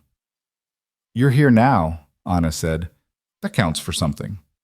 When they were finished, Ethan looked at the pages of notes spread across the table. This is good. This is enough to at least open an investigation. The question is how to get it to someone who'll actually act on it. I can ride to the territorial capital, Tom offered. Take these notes to the marshal's office there. It's a 2-day journey, but they won't be expecting that. They'll be watching the local telegraph office and the stage routes, not a lone rider going cross-country. That's dangerous, Ethan said. If they catch you with evidence against them, then I'll be in the same position Miss Caldwell was in. Tom finished. I know, but like I said, I can't stay quiet anymore. This is my chance to do something right. Anna reached across the table and grabbed his hand. Thank you. Whatever happens, thank you for trying. Tom squeezed her hand briefly, then stood. I'll leave tonight after dark. Less chance of being spotted. You two should lay low, keep Miss Caldwell out of sight. And for God's sake, be ready for trouble. The Reed brothers aren't going to wait forever. He left the way he'd come, slipping away into the bright morning like a ghost. Anna and Ethan sat at the table in silence, both processing what they'd learned. 2 days, Anna said finally. 2 days until Tom reaches the capital, and another day or two for the marshal to respond. Can we stay hidden that long? We'll have to, Ethan said. I've got supplies to last us a couple of weeks if necessary. We don't need to go into town for anything, and this place is remote enough that the Reed brothers would have a hard time finding it unless they already knew where to look. But they're looking, Anna pointed out. Tom said they've been asking around. Then we prepare, Ethan said. He stood and walked to a cabinet on the far wall, opening it to reveal an impressive collection of weapons, rifles, shotguns, pistols, and boxes of ammunition. I learned after Emma died that you can't rely on anyone else to protect what's yours. You have to be ready to do it yourself. What? Anna looked at the arsenal and felt a chill run through her. You think it'll come to that, a gunfight?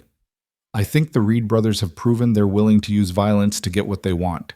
And I think if they come here, they won't be interested in talking. Ethan pulled down a rifle and checked the action, then started loading it. I won't let them hurt you again, Anna. Whatever it takes.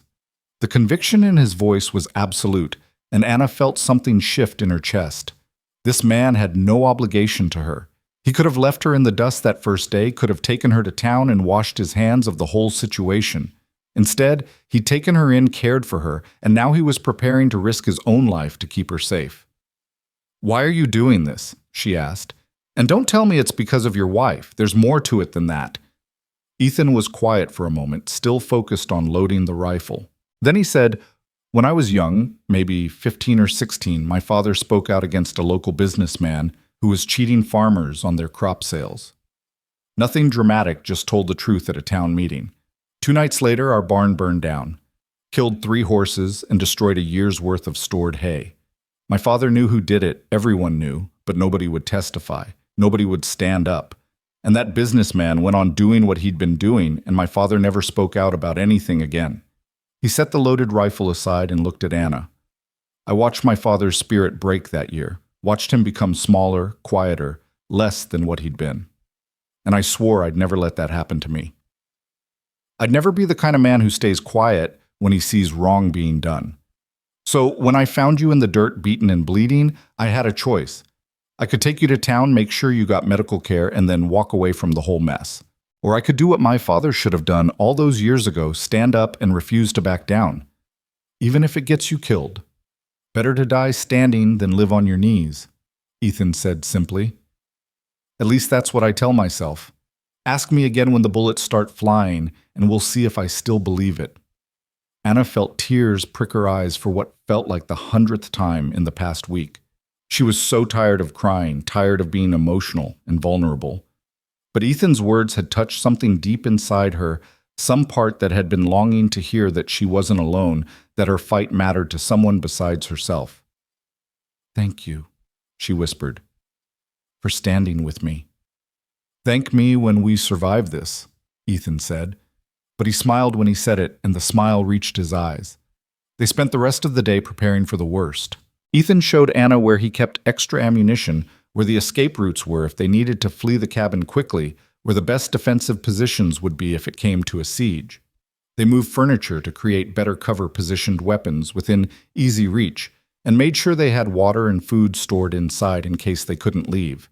It felt surreal, like preparing for war in the middle of nowhere over a piece of land that didn't even exist anymore. But Anna understood now that this had stopped being about land somewhere along the way. This was about justice and dignity and the right to say no to powerful men who thought they owned the world. Night fell with no sign of trouble. Ethan made a simple dinner of beans and cornbread, and they ate in companionable silence. Afterward, Anna tried to help with the dishes, but Ethan waved her away. "You need to rest, build your strength. You're healing, but you're not healed yet." Anna wanted to argue, but her body agreed with him. She was exhausted, and her ribs ached with a deep, bone-tired pain that no amount of willpower could overcome. She retreated to her room and lay down, listening to the sounds of Ethan moving around the cabin, checking windows and doors, making sure everything was secure. She must have dozed off, because she woke suddenly to the sound of horses. Multiple horses moving fast coming from the direction of the road. Anna sat up so quickly that pain shot through her chest, making her gasp. She heard Ethan moving in the main room, heard the distinct sound of a rifle being cocked. "Anna," Ethan called quietly, "stay in your room. Get down below the window level." Anna ignored him. She grabbed the pistol Sarah Mitchell had given her from the dresser and moved to the doorway. Through the window, she could see torches approaching in the darkness, at least 6 riders, maybe more, moving with purpose toward the cabin. "They found us," Anna said, her voice surprisingly steady despite the fear coursing through her. "Appears so," Ethan said. He moved to the window beside the door, his rifle ready. "Get ready. This is about to get ugly." The riders stopped about 50 yards from the cabin, just out of easy rifle range. In the torchlight, Anna could make out familiar shapes, Cole and Mason Reed, flanked by ranch hands and hired guns. They'd brought an army. Cole's voice carried across the distance, calm and almost pleasant. "Monroe. We know Miss Caldwell is in there. Send her out, and nobody else has to get hurt." "Go to hell," Ethan shouted back. "Now that's not very neighborly," Cole called. "We don't have any quarrel with you, Monroe. This is between us and the Caldwell woman. She made some serious accusations today, and we're here to defend our honor." "By burning down my ranch and killing us both," Anna called out before she could stop herself. "That's how you defend your honor." There was a pause, then Mason's voice, ugly with anger. "Bitch should have stayed quiet, should have stayed dead." Cole must have said something to his brother because Mason fell silent. Then Cole called out again. "Miss Caldwell, you've caused us a great deal of trouble, forced us to take steps we'd rather not have taken, but it's not too late to end this peacefully. Come out, sign the deed over to us, and we'll let you leave the territory alive. You can start fresh somewhere else. Isn't that better than dying here in the dirt?" Anna looked at Ethan. His face was grim but determined. He gave a slight shake of his head. His answer was clear. They weren't surrendering. "I already told you my answer," Anna shouted, "and it hasn't changed. You want this land, you'll have to kill me for it. And if you kill me, you'll hang for murder." Cole laughed, the sound carrying eerily in the night air. "Who's going to hang us?" "The sheriff, the judge. They work for us, Miss Caldwell. Everyone in this territory either works for us or fears us. You've got no allies, no power, and no hope. Tonight ends with you in the ground, and tomorrow the world will forget you ever existed." "You're wrong," Anna said. She thought of Tom Bridger riding hard toward the territorial capital with evidence of the Reed brothers' crimes. She thought of Sarah Mitchell and the other women who'd stood up for her in the saloon. She thought of Ethan standing beside her right now, ready to fight for someone he barely knew. "I've got more allies than you think, and I've got something you'll never have the truth on my side." "The truth?" Mason said scornfully. "The truth is what we say it is. And tonight the truth is that you died in a tragic accident along with your friend Monroe. House fire, maybe. Or gas lamp explosion. Something unfortunate and impossible to trace back to us." "That's a confession," Ethan said quietly to Anna. "They just confessed to planning our murders in front of all those men." "They're men," Anna replied. "Who'll say we attacked them first? Who'll say we were the aggressors and they were defending themselves?" Cole's voice came again. "Last chance, Miss Caldwell. Come out in the next minute or we come in and drag you out." Anna looked around the cabin at the sturdy walls Ethan had built, at the furniture they'd arranged for defense, at the weapons within reach. They could hold out for a while, maybe long enough for help to arrive, maybe long enough for Tom to reach the capital and send help. Or maybe they'd both die here tonight, and the Reed brothers would win after all. "What do we do?" she asked Ethan. He looked at her, and in his eyes she saw no fear, only determination and a kind of grim humor. "We do what your father would have wanted. We do what my father should have done all those years ago. We stand our ground, and we fight." Anna nodded. "Then let's give them a fight they'll remember." Ethan smiled a fierce, almost feral smile. Then he turned back to the window and shouted, "You want her? Come and take her. But I promise you this, Reed, you'll pay in blood for every step you take toward this cabin." For a moment there was silence. Then Cole said something Anna couldn't hear, and the riders spread out surrounding the cabin on all sides. "Here they come," Ethan said. He raised his rifle to his shoulder. "Pick your targets. Fire when ready." Anna moved to a window on the opposite side of the cabin, her hands shaking slightly as she raised the pistol.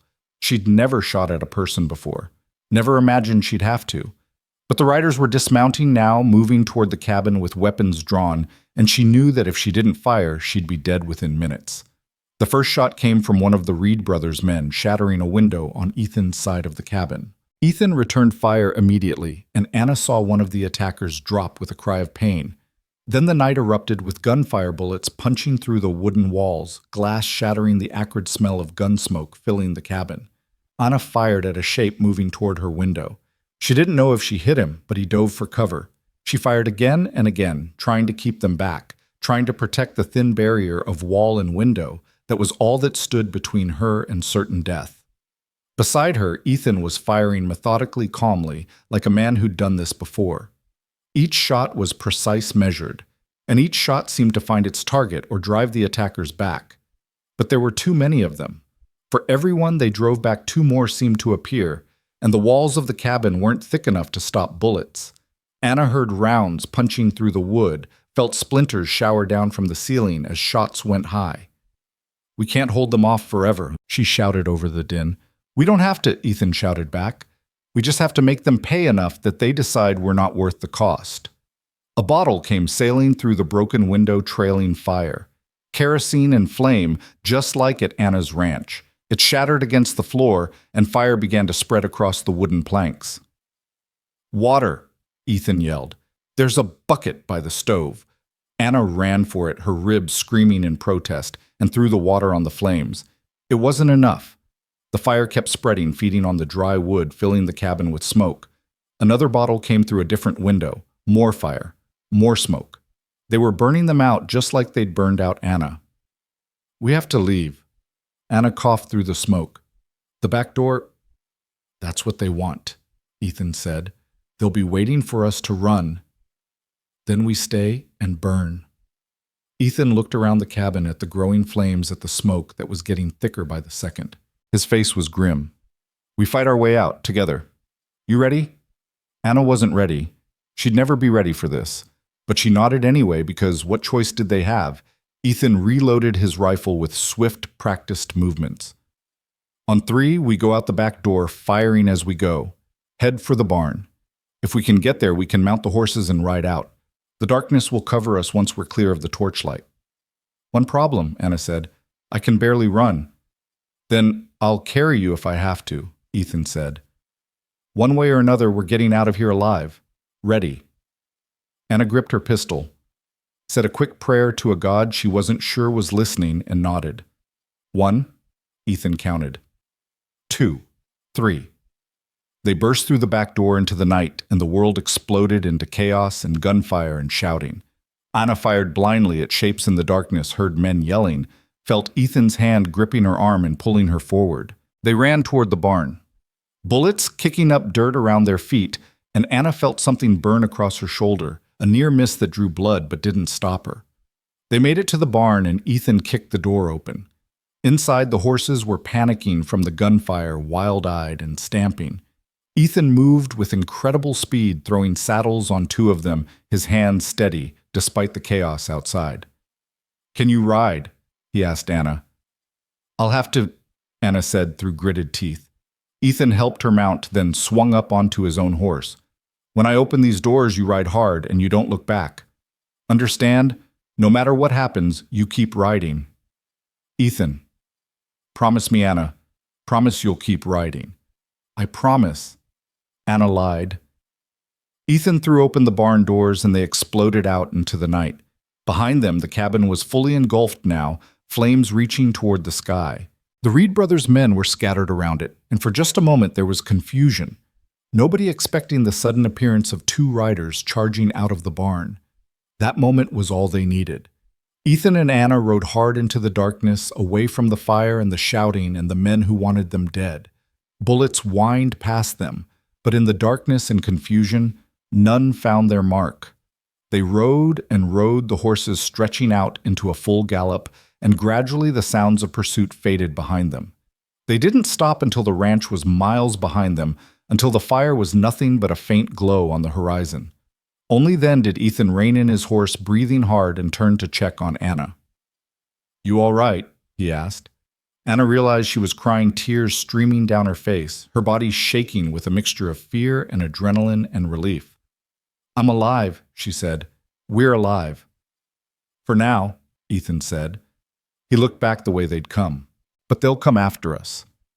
They can't let us live now, not after tonight. We're witnesses to attempted murder. We can testify that they tried to kill us." "Where do we go?" Anna asked.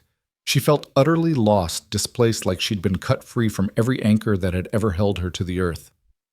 "North it," Ethan said. "Toward the territorial capital. We'll find Tom and the federal marshal. We'll tell our story to anyone who'll listen, and we'll make sure the Reed brothers answer for what they've done."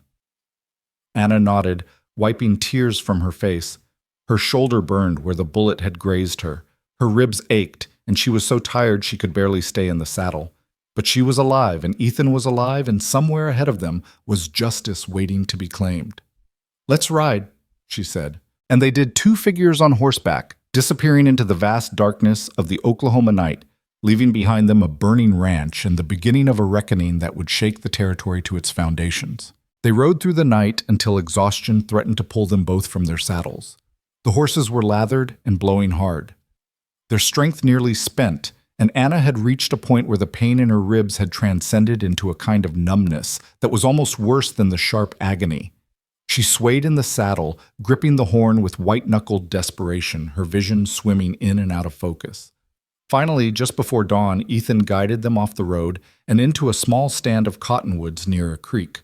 The water was running low this late in the summer, barely more than a trickle, but it was enough for the horses to drink. Ethan dismounted first and helped Anna down, catching her when her legs gave out beneath her. "Easy," he said, supporting her weight. "You're all right. We're safe for now." "Safe," Anna repeated. The word felt foreign, impossible. How could anywhere be safe when the Reed brothers had the resources to hunt them across the entire territory? But she was too tired to argue, too tired to do anything except let Ethan guide her to a spot beneath the trees where the ground was soft with fallen leaves. She collapsed onto the earth and simply breathed, staring up at the branches silhouetted against the pre-dawn sky. Somewhere nearby, she could hear Ethan tending to the horses, his movements quiet and efficient. He'd saved her life tonight, again. She'd lost count of how many times now. "Here," Ethan said, appearing beside her with a canteen. "Drink. You need water." Anna drank gratefully, the water cool and sweet against her parched throat. When she'd had her fill, Ethan took the canteen back and drank deeply himself. In the growing light, she could see that he was covered in soot and dirt. His shirt torn in several places, a cut above his left eyebrow that had bled down the side of his face. "You're hurt," she said. "So are you," he replied, gesturing to her shoulder where the bullet had grazed her. The wound had bled through her shirt, the fabric stiff with dried blood. "It's not bad," Anna said, though she hadn't actually looked at it yet. "Just a graze." "Let me see." Anna started to protest, but Ethan was already pulling bandages from his saddlebag. He'd grabbed supplies in those frantic seconds before they'd fled the barn, she realized. Always thinking ahead, always prepared. She let him examine the wound, biting her lip against the pain as he cleaned it with whiskey from a flask and wrapped it with strips of clean cloth. "You were right," he said as he worked. "It's not deep. You'll have a scar, but it should heal clean if we keep it from getting infected." "Another scar to add to the collection," Anna said with bitter humor. Her entire body was becoming a map of violence, each mark a testament to the Reed brothers' cruelty. Ethan finished bandaging her shoulder and sat back, studying her face. "How are your ribs?" "Hurt like hell," Anna admitted. "But I'll live." "That's becoming our motto, isn't it? We'll live. Just barely, but we'll live." Anna managed a weak smile. "Better than the alternative." They fell silent for a while, both too exhausted for conversation. Anna watched the sky lighten from black to purple to pink, the sun beginning its relentless climb above the horizon. Another day, another chance. She'd survived the night when she probably shouldn't have. "What now?" she asked finally. "The Reed brothers know which direction we're headed. They'll expect us to ride for the capital." "They will," Ethan agreed. "Which is why we're not taking the direct route. We'll circle west, stay off the main roads. It'll take us longer, but it's safer. And we need to find Tom. If he's already reached the capital, we need to join forces with him. If he hasn't," Ethan's expression darkened.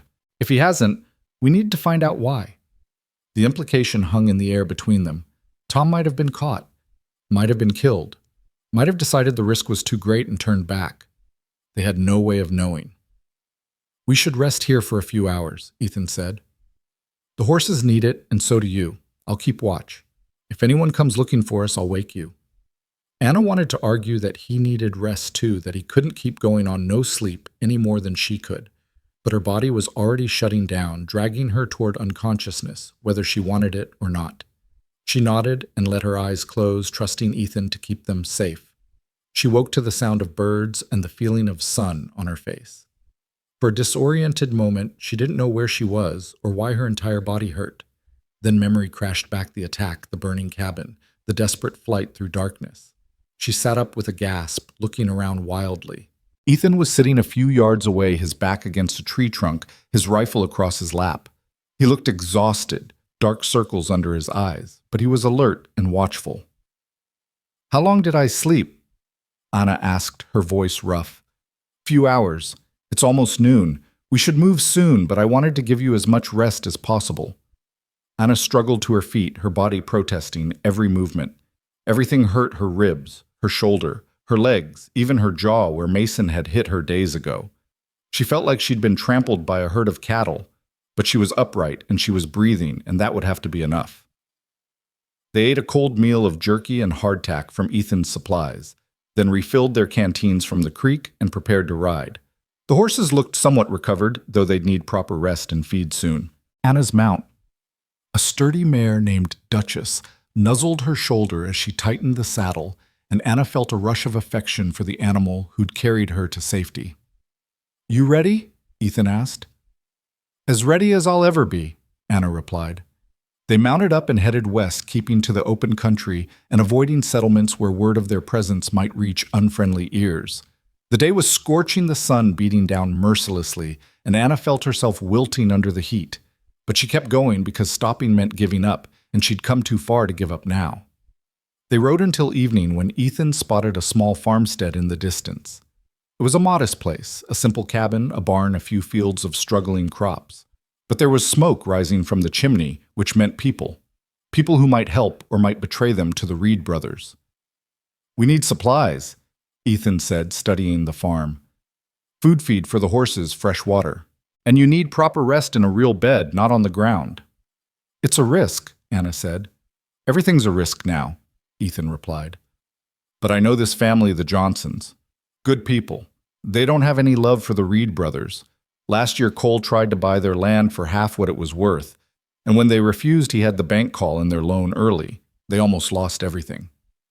"So they might be sympathetic to our cause," Anna said. "Or they might be too scared to help us," Ethan said. "But I think it's worth finding out." They rode toward the farm, slowly giving anyone watching plenty of time to see them coming. As they approached, a man emerged from the barn, carrying a pitchfork, not threatening, but cautious. He was in his 50s, weathered and worn, with the look of someone who'd spent his entire life fighting to keep what was his. "Ethan Monroe," the man said, squinting in the fading light. "That you?" "It's me, Jack," Ethan called back. "I'm sorry to arrive unannounced, but we're in some trouble and could use your help." Jack Johnson's eyes moved to Anna, taking in her visible injuries and disheveled appearance.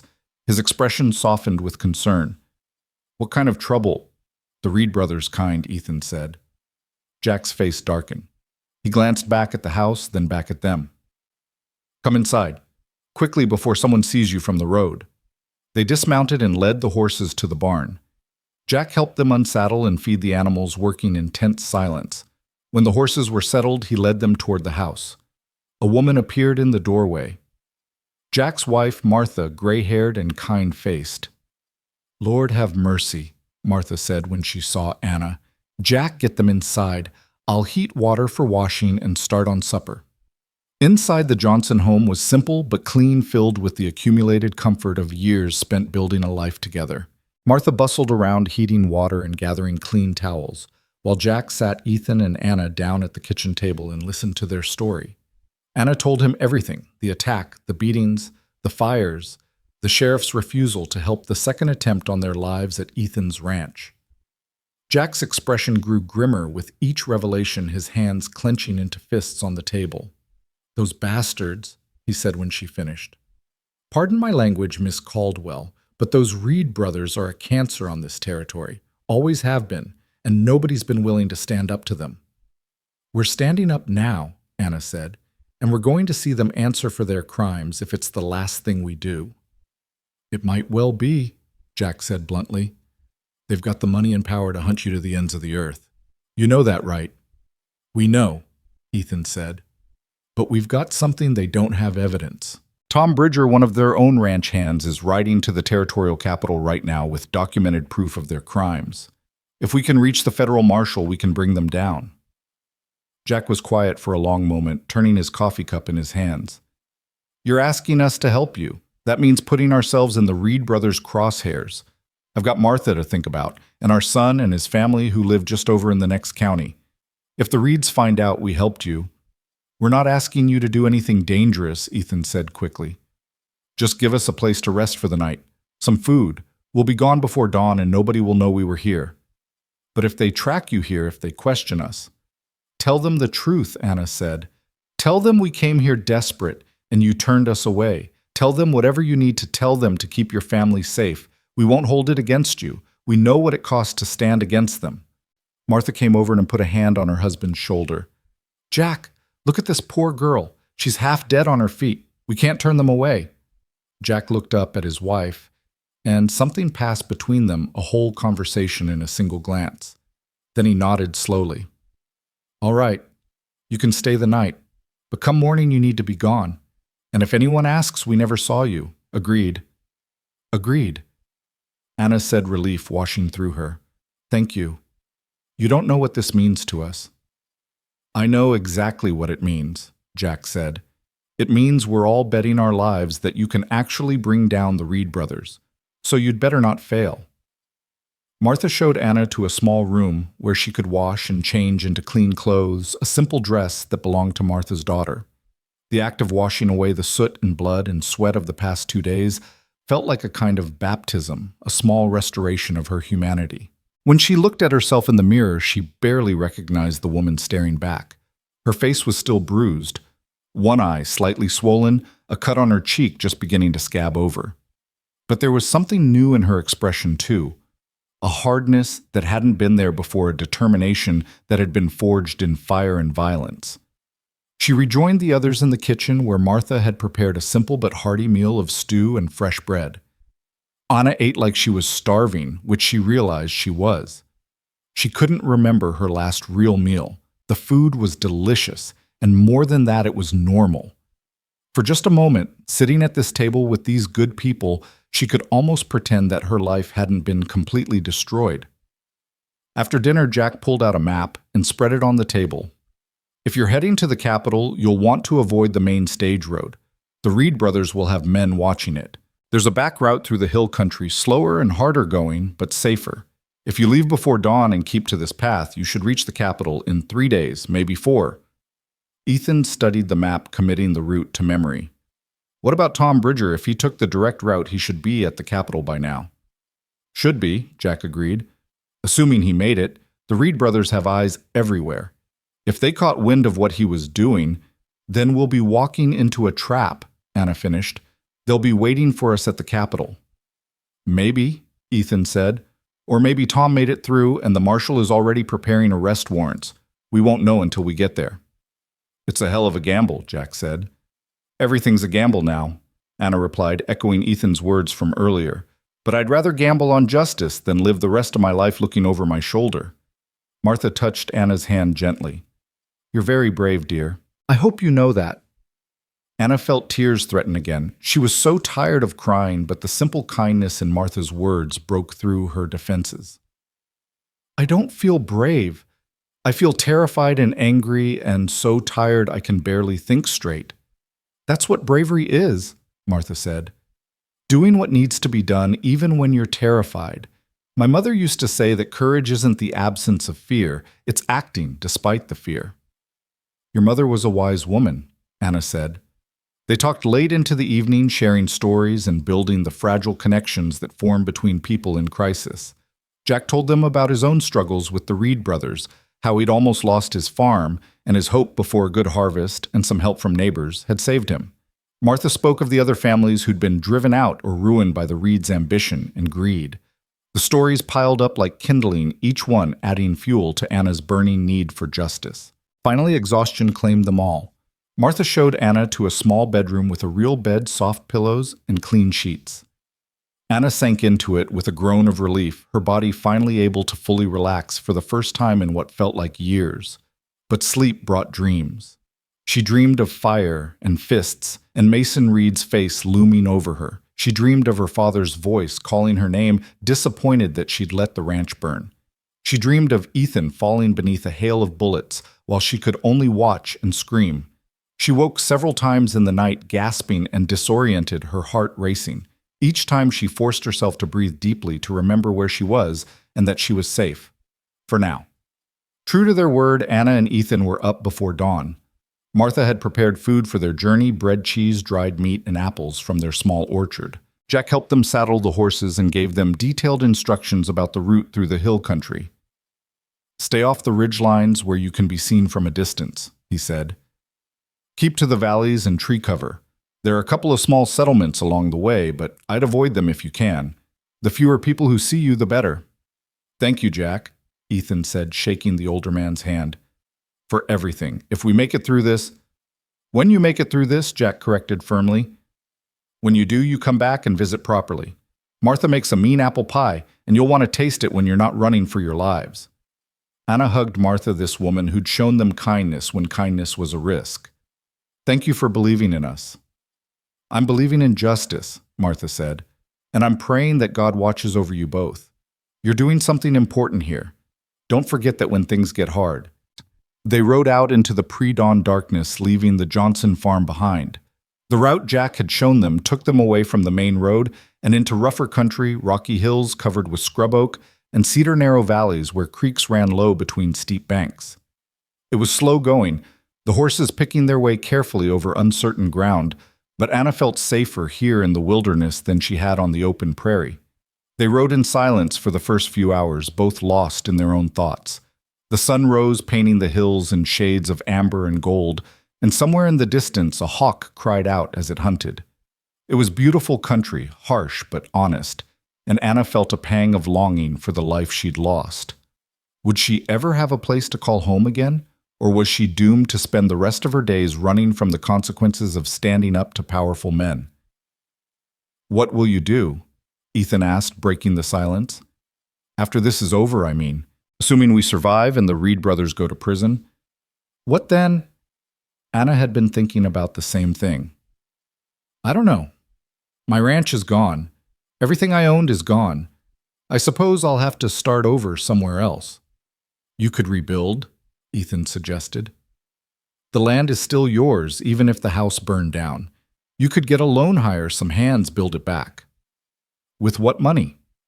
And who's going to loan money to a single woman with no collateral and a reputation for making powerful enemies? Anna shook her head. No, that life is over. I need to accept that and figure out what comes next. What do you want to come next? Anna thought about it. What did she want? For so long, her life had been defined by survival and fighting and holding on to what was hers. But if she let go of that, if she accepted that the past was gone, What did she actually want for her future? I want to feel safe, she said finally. I want to wake up in the morning without fear. I want to build something, a life, a home, a future that nobody can take away from me. And I want... She hesitated, then continued. I want to help other people, women like me who are fighting to keep what's theirs. I want to be the kind of person who stands up when it matters. You're already that person, Ethan said quietly. You've been that person all along. Anna looked at him. This man who'd become her partner in survival, her protector, her friend. What about you? What will you do when this is over? Ethan was quiet for a long moment. My ranch is probably gone too, burned to the ground like yours, and I'm not sure I want to rebuild it. Too many ghosts there. Too many memories of Emma and the baby and the life I thought I'd have. He glanced at her, and there was something in his eyes she couldn't quite read. Maybe I'll head somewhere new, somewhere nobody knows my name or my history. Start fresh. That sounds lonely, Anna said. It does, Ethan agreed. But maybe it doesn't have to be. Maybe I'll find someone to start fresh with.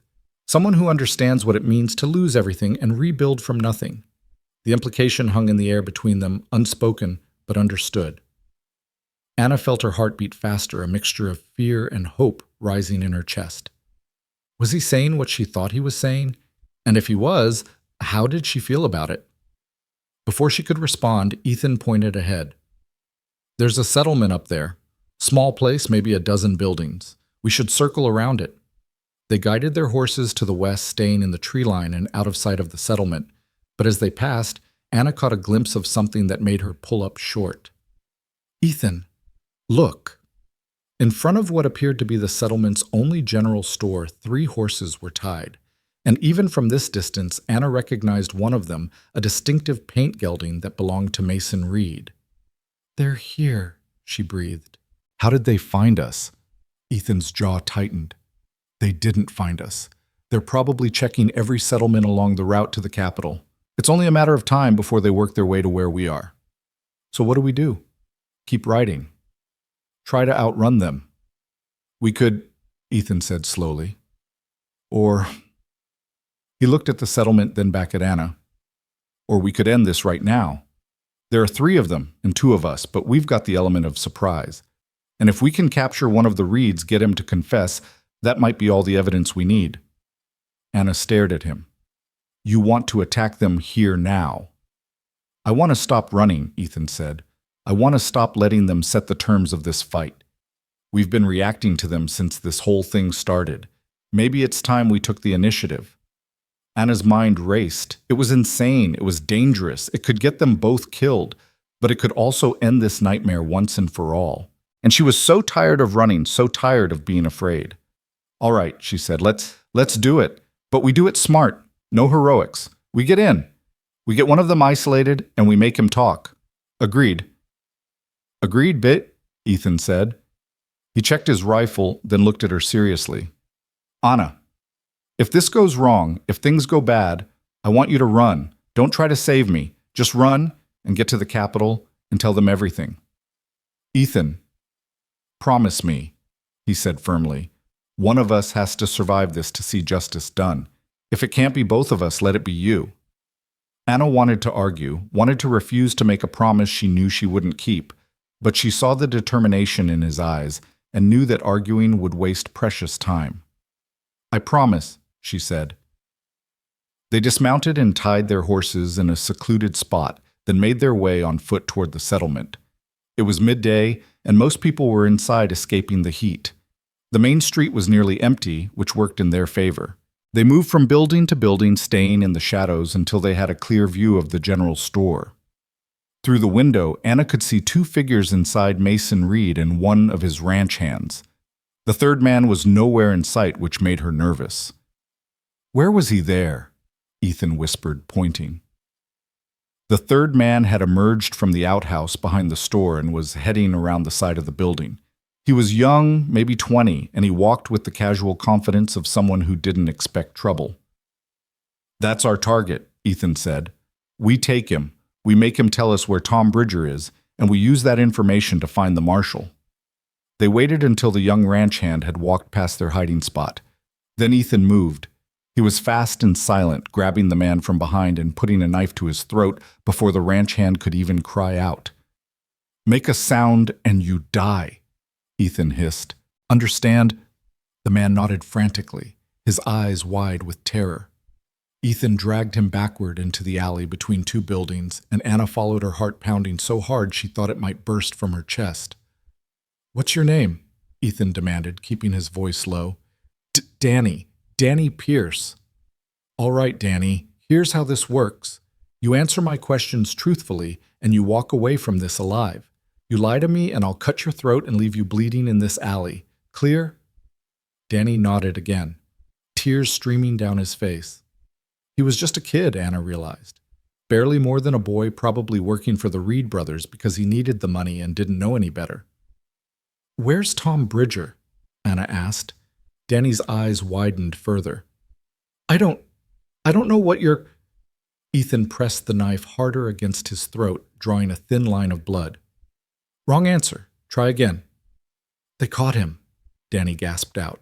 2 days ago, on the road to the Capitol, Mr. Mason shot him and they dumped his body in a ravine. I swear that's the truth." Anna felt her stomach drop. Tom was dead. Their witness, their evidence, their hope gone. "What about the documents he was carrying?" Ethan demanded. "What happened to them?" "Mr. Cole has them.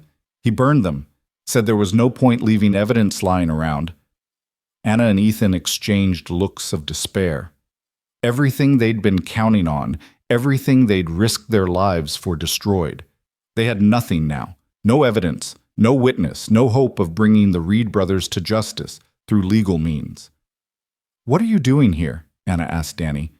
"Why are the Reed brothers checking these settlements?" "Looking for you," Danny said.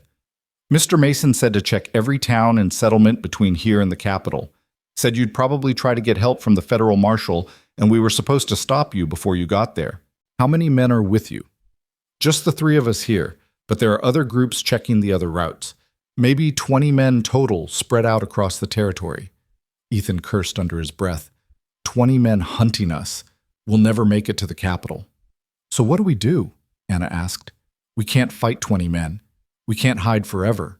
And we can't prove the Reed brothers did anything wrong." Before Ethan could answer, a voice called out from the street. "Danny, where the hell are you? Mason Reed, looking for his missing ranch hand." Danny opened his mouth to shout, and Ethan slammed the hilt of his knife against the side of his head. Danny crumpled unconscious but alive. Ethan lowered him to the ground and looked at Anna. "We need to leave. Now." They ran for their horses, moving as fast as Anna's injured body would allow. Behind them, she heard Mason's voice rising in alarm, heard him calling for his men. They'd been spotted, or Danny had been found. Either way, the element of surprise was gone. They reached their horses and mounted up, Ethan pulling Anna into the saddle behind him on his horse because there was no time to mount both animals. They abandoned the second horse and rode hard out of the settlement with shouts and the sound of pursuit rising behind them. "They're coming!" Anna yelled, looking back to see Mason and his men running for their own horses. "Hold on!" Ethan urged his horse to a gallop, and they flew across the landscape, racing for the tree line in the hope of cover. Behind them, gunshots rang out, bullets whining past them, kicking up dirt from the ground. They made it to the trees and plunged into the forest branches, whipping at them as they rode. Ethan guided his horse with expert precision, ducking and weaving through the dense growth. Anna clung to him, her arms around his waist, feeling every jolt and turn. They rode for what felt like hours, but was probably only minutes until the sounds of pursuit faded behind them.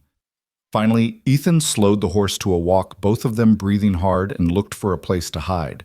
They found a small cave tucked into a hillside, barely large enough for them and the horse, but it would have to do. They dismounted and led the horse inside, then collapsed against the stone wall, gasping for breath. "Tom's dead," Anna said when she could speak again. "The evidence is destroyed. We have nothing, Ethan. Nothing." "We have our testimony, Ben," Ethan said, but his voice lacked conviction. "Which nobody will believe without corroboration. We're back where we started. No, we're worse off than where we started, because now the Reed brothers know we're actively trying to bring them down. They won't stop until we're dead." Ethan was quiet for a long moment. Then he said, "There might be one other option." What? We make them confess. Record it somehow get witnesses, force them to admit what they've done. Anna laughed bitterly. And how exactly do you propose we do that? Walk up to them and ask them nicely to confess to murder and attempted murder. No, Ethan said slowly. But what if we gave them what they wanted? What if we made them think they'd won? Anna looked at him, not understanding. Ethan met her eyes, and she saw a plan forming in his mind, desperate, dangerous, but possible. You want to use me as bait, she said. I want to give them a chance to gloat. Men like that, when they think they've won, they can't help but brag about it. If we can get them in a situation where they feel safe enough to talk, where there are enough witnesses to hear what they say, we might be able to turn their arrogance against them. That's insane, Anna said. You have a better idea. She didn't. She desperately wanted to, but her mind was blank. They were out of options, out of allies, out of hope. The only thing they had left was the willingness to risk everything one more time. All right, Anna said. Tell me your plan. And in that small cave with Mason Reed's men hunting them somewhere in the forest outside Ethan Monroe, laid out a plan that was either brilliant or suicidal. Possibly both. But it was the only chance they had left, and they were going to take it. The plan was simple in theory, but terrifying in execution. Anna would return to town alone, appearing defeated and desperate, and publicly offer to sign over the deed to her burned ranch in exchange for the Reed brothers leaving her alone. She'd do it at the saloon during the busiest time of day with as many witnesses as possible. The Reed brothers, believing they'd finally broken her, would accept, and in their moment of triumph, they'd talk. They'd brag. Men like that always did when they thought they'd won. And Ethan would be there hidden among the crowd, ready to make sure every word was heard and remembered. It was a terrible plan. It relied on too many variables, too many assumptions about how the Reed brothers would react. But as they'd sat in that cave discussing alternatives, they'd kept coming back to the same conclusion: this was their only shot. You'll be exposed, Ethan had said, his voice heavy with concern. Vulnerable. If they decide to just kill you instead of gloating, I might not be able to get to you in time. Then I'll die, Anna had replied with a calmness she didn't feel. But at least I'll die fighting. That's better than spending the rest of my life running. Now 2 days later, Anna sat on a borrowed horse at the edge of town, watching the sun climb toward noon. Ethan had left hours ago, slipping into town in the pre-dawn darkness to position himself. She hadn't seen him since. She was alone now, and the weight of that loneliness pressed down on her like a physical thing. She'd cleaned herself up as best she could with water from a creek and the spare dress Martha Johnson had given her. She'd braided her hair and tried to make herself look like a woman who'd been beaten down by circumstances, not by fists. The visible bruises on her face helped sell that story, though they were fading now to yellow and green. Anna took a deep breath and touched the spot over her heart where she'd tucked a letter she'd written the night before. If this went wrong, if she died today, she wanted there to be a record of what had happened. The letter detailed everything: the attacks, the fires, Tom Bridger's murder, all of it. She'd given a copy to Ethan with instructions to mail it to every newspaper in the territory if she didn't survive. It wasn't much, but it was something. She urged the horse forward, riding slowly into town. People stopped to stare as she passed, their expressions a mixture of curiosity and pity. Word had spread about her confrontation with the Reed brothers, about the fires and the accusations. Some people probably thought she was crazy. Others probably thought she was already dead. Let them think what they wanted. She was about to give them a show they'd never forget. Anna rode straight to the saloon and dismounted, tying her horse to the rail out front. Through the swinging doors, she could hear the normal midday sounds: men drinking, cards being shuffled low, conversation. She stood there for a moment, gathering her courage, then pushed through the doors and stepped inside. The saloon fell silent almost immediately, just like it had the last time. Every head turned to look at her, and there at their usual table at the back sat Cole and Mason Reed, drinks in hand, looking at her with expressions of surprise that quickly shifted to calculation. Anna walked toward them, her footsteps echoing on the wooden floor. She kept her head up, her spine straight, even though every instinct screamed at her to run. Miss Caldwell, Cole said, recovering first. He gestured to an empty chair. This is unexpected. Please sit down. Anna remained standing. I'm not here to socialize. I'm here to end this. End what exactly? Mason asked, his voice dripping with false innocence. We're just having a drink. We're not bothering anybody. You've been hunting me across the territory, Anna said loudly, making sure her voice carried to every corner of the saloon. You burned my house, beat me half to death, and tried to kill me twice more. You murdered Tom Bridger when he tried to help me. And now I'm done. I'm finished fighting. Cole exchanged a glance with Mason, and Anna saw triumph flicker across both their faces. That's unfortunate, Cole said. About Tom, I mean. Fine young man. Terrible accident. It wasn't an accident, Anna said. You shot him and threw his body in a ravine because he was going to testify against you. That's quite an accusation, Cole said mildly. Do you have any proof what? No, Anna admitted. You made sure of that. You burned the evidence, killed the witness, and bought off anyone who might have helped me. You've won. I know that now. Mason leaned back in his chair, a satisfied smile spreading across his face. Took you long enough to figure it out. So what are you here for? Come to beg for mercy? Anna forced herself to meet his eyes without flinching. I'm here to make a deal. I'll sign over the deed to my land, what's left of it, and I'll leave the territory. Go somewhere you'll never find me. In exchange, you leave me alone. You stop hunting me. You let me go. Cole studied her, his expression unreadable. And why should we trust that you won't just come back? That you won't keep making accusations? Because I'm broken, Anna said, and she let real desperation creep into her voice. You broke me. I have nothing left. No home, no money, no hope. I just want to survive. That's all. I'll sign whatever you want, say whatever you want me to say. Just let me live. The silence that followed was absolute. Every person in the saloon was watching, waiting to see what would happen. Anna could feel their eyes on her, could feel the weight of judgment and pity. She wondered if any of them understood what she was really doing. Cole looked at Mason, and something passed between them, a whole conversation in a glance. Then Cole turned back to Anna and smiled. Well now, this is a pleasant surprise. I have to admit, Miss Caldwell, I didn't think you had it in you to be reasonable. You've been so stubborn up until now. Stubbornness doesn't keep you alive when you're up against impossible odds, Anna said. No, it doesn't, Cole agreed. He pulled a folded document from his vest pocket, the deed to Anna's land. She realized the same one they'd tried to force her to sign the night they beat her. I happen to have the papers right here. How convenient. All you need to do is sign, and this unpleasant business can be concluded. He laid the deed on the table and produced a pen. Anna looked at it, at the document that represented her father's life work and her mother's memory. Everything she'd fought for, everything she'd suffered to protect, and she was about to sign it away. No, she wasn't signing it away. She was trading it for something more valuable, justice. Anna reached for the pen and Mason's hand shot out and grabbed her wrist. His grip was bruising, painful, and she gasped. Before you sign, Mason said, his voice low and ugly, I want to hear you say it. I want to hear you admit that we won, that we broke you. Anna looked at him, at the cruelty in his eyes, and felt rage surge through her, but she pushed it down, buried it beneath a mask of defeat. You won, she said quietly. You broke me. I'm signing this because I'm too scared to keep fighting, because you're stronger and more powerful, and I'm nothing. Is that what you want to hear? Mason's smile widened. It's a start, but I want more than that. I want you to admit what really happened.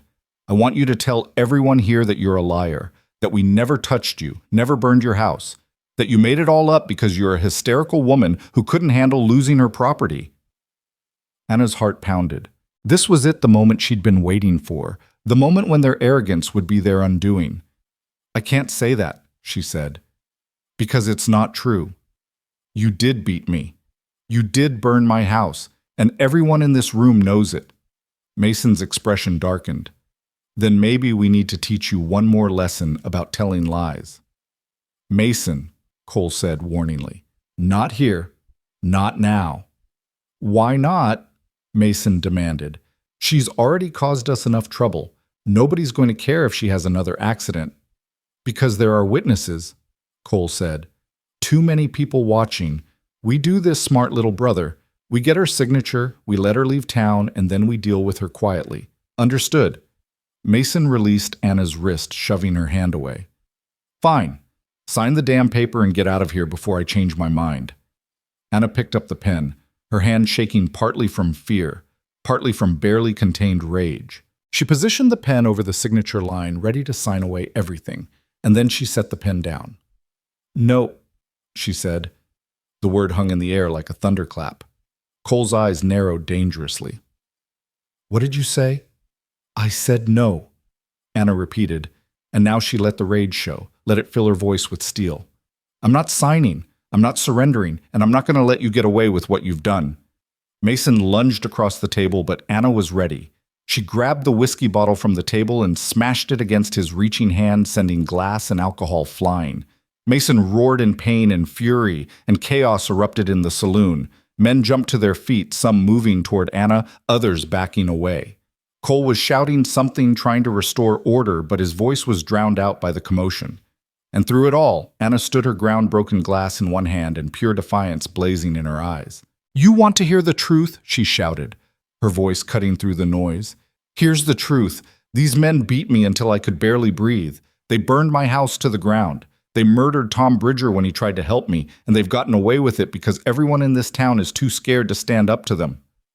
"She's lying," Mason snarled, cradling his bleeding hand. "She's a crazy woman making false accusations." "Am I?" Anna challenged. She turned to face the crowd, to face all the people who'd watched and whispered but never acted. "Is that why I have bruises that match Mason Reed's knuckles? Is that why Dr. Walsh has documentation of every injury I sustained? Is that why my house is nothing but a burned foundation? You all know what happened. You all know what these men are capable of, and you've stayed silent because you're afraid." "And you're not afraid?" Cole asked coldly. "I'm terrified," Anna admitted. "But I'm more afraid of living in a world where men like you face no consequences, where violence and intimidation are rewarded, where justice is just a word that means nothing." For a moment, the saloon was silent again. Then a voice spoke up from the back, a voice Anna recognized. Sarah Mitchell, the woman who'd warned her, who'd stood up for her once before. "She's telling the truth," Sarah said, stepping forward. "I saw the Reed brothers' men leaving town the night her house burned. I saw them come back smelling of smoke and laughing about it." "That doesn't prove anything," Cole said, but there was an edge of panic in his voice now. "No." Another voice, this time belonging to the blacksmith, a huge man named Robert Hayes. "What about the time you burned out the Peterson family when they wouldn't sell, or the Mexican farmer you beat half to death over a property line dispute?" "We all remember, Mr. Reed. We've just been too scared to say anything." More voices joined in, people stepping forward with their own stories of the Reed brothers' crimes. It was like a dam breaking, years of fear and resentment pouring out all at once. And Cole and Mason could only stand there watching their carefully constructed empire of intimidation crumble around them. Anna saw Ethan then standing near the bar, and their eyes met. He gave her a small nod of approval and respect. She'd done it. She'd gotten them to reveal themselves, gotten the town to finally speak up. Sheriff Crawford burst through the saloon doors, his rifle in hand. "What the hell is going on here? Arrest them!" Anna said, pointing at the Reed brothers. "They've confessed to assault, arson, and murder, and there are 24 witnesses who just heard them." Crawford looked around the saloon at all the faces turned toward him expectantly. For once, he couldn't hide behind excuses or the Reed brothers' money. There were too many people watching too many witnesses. If he didn't act now, his credibility as a lawman would be destroyed forever. "Cole Reed, Mason Reed," Crawford said, his voice reluctant but firm. "You're under arrest for assault, arson, attempted murder, and conspiracy to commit murder. Put your hands up and come with me." Mason's hand went to his gun, but Cole grabbed his arm. "Don't," Cole said quietly. "Not here. Not now. We'll fight this in court. We'll get a lawyer. You'll hang," Anna said flatly, "because every person in this room is going to testify against you. And for once, money and influence won't be enough to save you." The Reed brothers were led out of the saloon in handcuffs, Mason still protesting, Cole silent and calculating. As they passed, Anna Cole leaned in close and whispered, "This isn't over. We have lawyers. We have judges in our pocket. You might have won the battle, but you won't win the war." "We'll see," Anna replied. After they were gone, the saloon erupted into conversation. People crowded around Anna, some congratulating her, others asking questions, a few apologizing for not speaking up sooner. It was overwhelming, the sudden shift from isolation to support, and Anna felt tears threatening again. Ethan appeared at her side, his hand gentle on her elbow. "You did it," he said quietly. "You actually did it." "We did it," Anna corrected. "I couldn't have survived this without you." "Yes, you could have," Ethan said. "You're the strongest person I've ever met, Anna Caldwell, but I'm glad I got to stand beside you anyway." Dr. Walsh pushed through the crowd, his medical bag in hand. "Miss Caldwell, let me look at your hand. That's glass embedded in your palm." Anna looked down and realized he was right. She'd been so focused on the confrontation that she hadn't noticed she was bleeding. Dr. Walsh led her to a table and began carefully removing glass shards and bandaging her hand. As he worked, people continued to approach, offering their support and their testimony. Sarah Mitchell hugged her tightly. "You're so brave. Your mother would be so proud."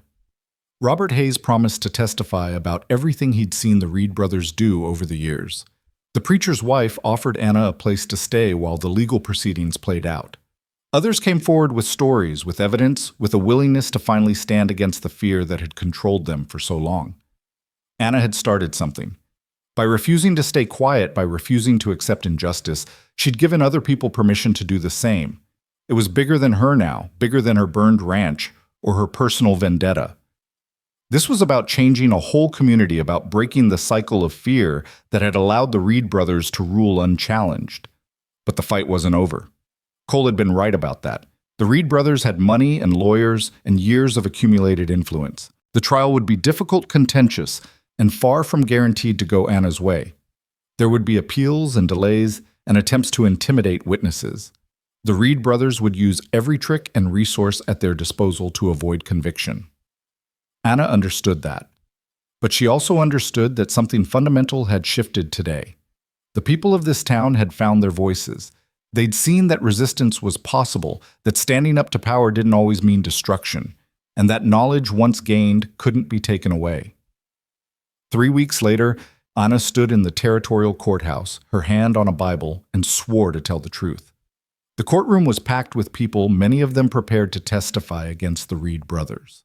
The prosecuting attorney was a serious man named James Whitfield, who'd come from the territorial capital specifically for this case. The federal marshal had gotten involved after hearing about the mass testimony at the saloon, and suddenly the Reed brothers' bought and paid for local connections didn't matter as much.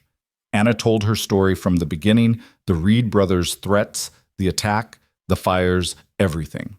She showed the courtroom her scars, the documentation of her injuries. She described Tom Bridger's attempt to help her in his subsequent murder. She held nothing back even when the Reed brothers' lawyer tried to paint her as a hysterical woman with a grudge. When she was finished, Ethan took the stand and corroborated everything she'd said. Then Sarah Mitchell testified. Then Robert Hayes. Then a dozen other townspeople, each adding their own pieces to the puzzle of the Reed brothers' corruption and violence. The defense tried to fight back. They brought character witnesses who swore the Reed brothers were upstanding citizens. They suggested Anna had caused her own injuries. They claimed Tom Bridger had been killed by bandits, not by the Reeds.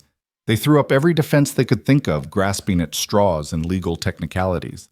But the evidence was overwhelming. The testimony was consistent, and most damning of all, Mason Reed lost his temper on the stand and admitted to teaching that Caldwell bitch a lesson she wouldn't forget. His lawyer tried to walk it back to claim it was taken out of context, but the damage was done. The jury deliberated for less than 2 hours. When they returned, the foreman stood and read the verdict in a clear, firm voice. "We find the defendants Cole Reed and Mason Reed guilty on all counts." The courtroom erupted. Some people cheered. Others wept with relief.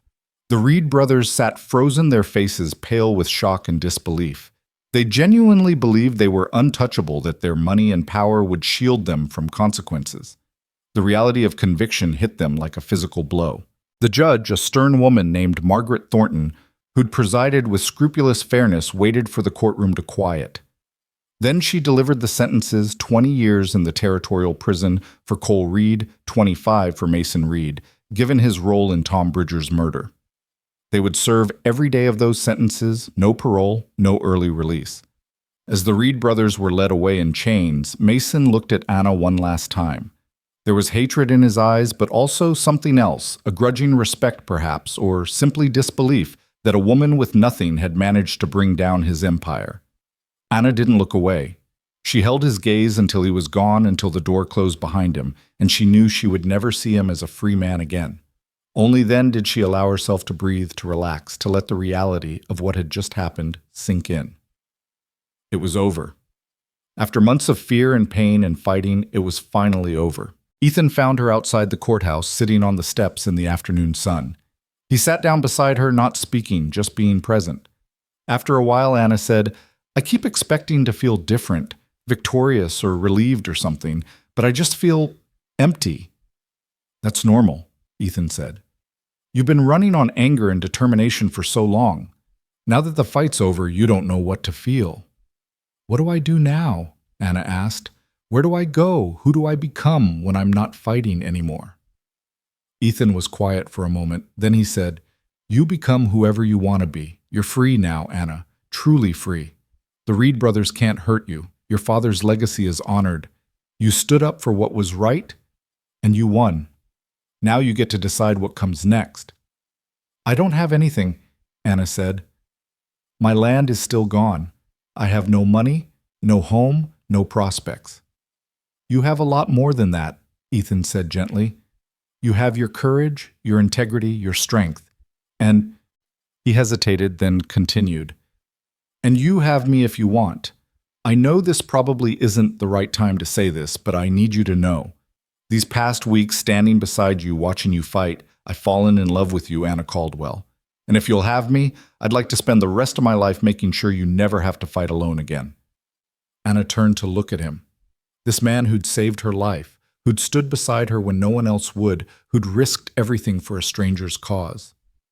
She saw the honesty in his eyes, the vulnerability of his confession, and she felt something warm unfurl in her chest, something she'd thought had died with her parents and her home. Hope. She felt hope. "I don't know if I can be what you need," she said. "I'm broken, Ethan, scarred inside and out. I don't know if I remember how to be anything except afraid and angry." "Then we'll figure it out together," Ethan said. "You're not broken, Anna. You're healing. There's a difference. And I want to be part of that healing if you'll let me." Anna thought about the ranch she'd lost, about her parents' graves beneath the cottonwood tree, about the life she'd planned that would never exist. She thought about all the reasons she should say no, all the ways this could go wrong. And then she thought about the alternative, walking away alone, spending the rest of her life defined by loss and trauma instead of by possibility and hope. "All right," she said. "Yes, I'd like that." Ethan smiled, a real smile, broad and genuine and full of relief. He took her hand, careful of her healing palm, and squeezed gently. "We'll start small. Find a place to settle. Build something new. Take our time." "Where?" Anna asked. "Where do we go?" "I don't know," Ethan admitted. "But I hear there's good land opening up in Colorado. Or we could try California. Or we could stay here and rebuild. It's up to you." Anna looked out at the town that had witnessed her destruction and her resurrection. Part of her wanted to leave to start fresh somewhere. Nobody knew her story. But another part of her wanted to stay to show everyone that she hadn't just survived, she'd thrived. "Let's stay," she said finally. "At least for a while. I want to rebuild my ranch. Not the way it was, but something new. Something that honors my parents, but also looks forward instead of back." "Then that's what we'll do," Ethan said. "Together." They sat there on the courthouse steps as the sun began to set, painting the Oklahoma sky in shades of red and gold. People passed by, some stopping to congratulate Anna, others simply nodding respect. She was no longer just a victim or a fighter. She was a woman who'd stood up to power, and one who'd transformed her pain into justice, who'd given a whole community the courage to speak truth. That evening, Sarah Mitchell hosted a dinner at her boarding house for everyone who'd testified. It was a celebration, but also a wake. They were mourning what they'd lost, the years of fear and silence, while also honoring what they'd gained. The room was full of laughter, and tears of stories shared and wounds acknowledged. Anna stood to speak, her voice carrying across the crowded room. "I want to thank all of you for standing with me. for finding your voices when it mattered most. What we did these past months, it wasn't just about bringing two bad men to justice. It was about reclaiming our dignity, about proving that ordinary people can stand against extraordinary power and win. She looked around the room at faces both familiar and new, at people who'd become allies and friends. My father used to say that the measure of a person isn't what they do when life is easy. It's what they do when everything's been taken from them and they have to choose between giving up or standing up. Well, we stood up. All of us. And we won. Never forget that. Never forget what we accomplished together.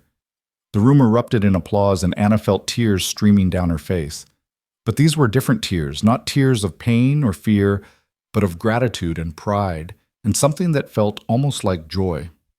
Later, as the party was winding down, Ethan found her on the porch, looking up at the stars. He wrapped a blanket around her shoulders. The evening had turned cool and stood beside her. "What are you thinking about?" he asked.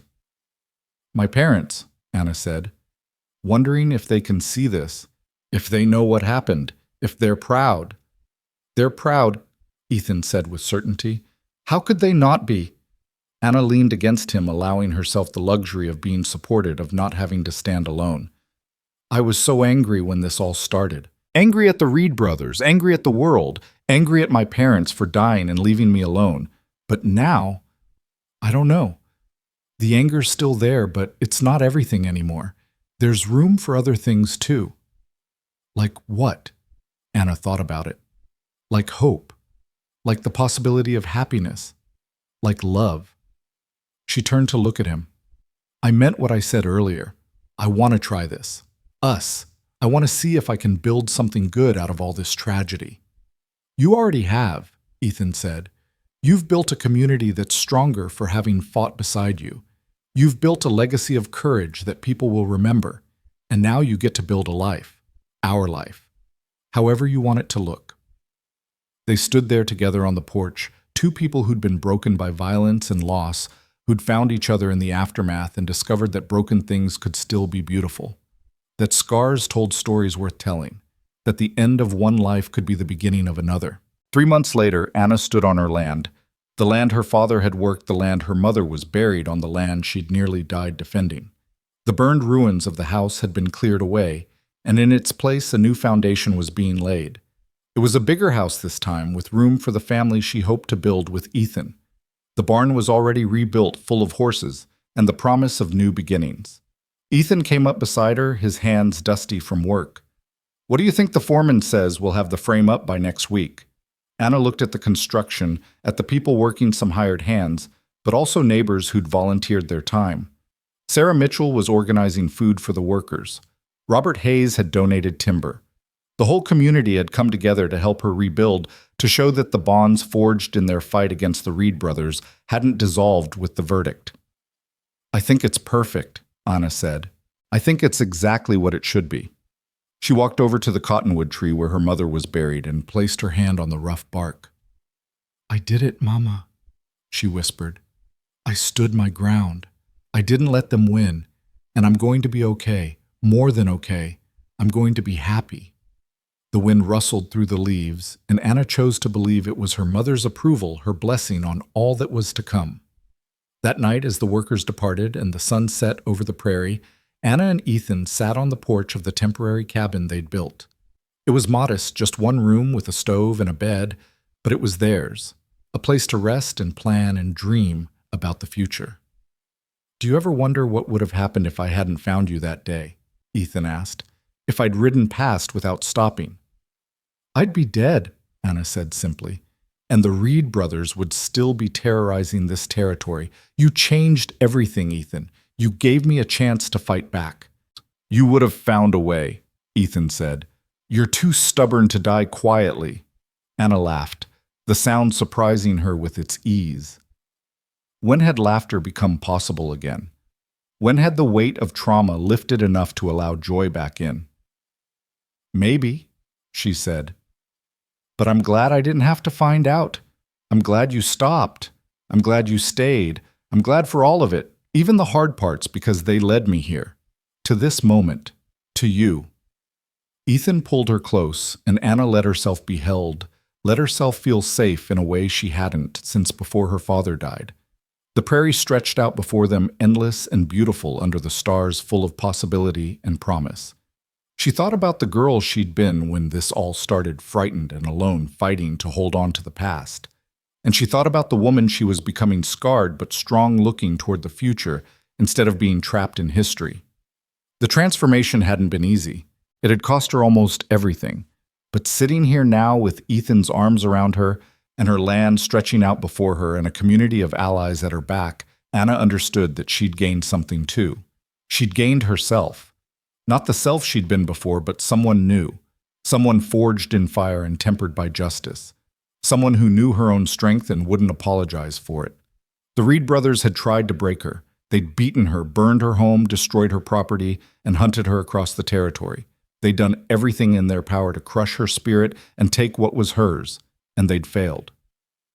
Anna Caldwell had stood her ground. She'd fought back with every tool available to her, her voice, her courage, her refusal to be silenced. She'd turned her pain into power and her isolation into solidarity.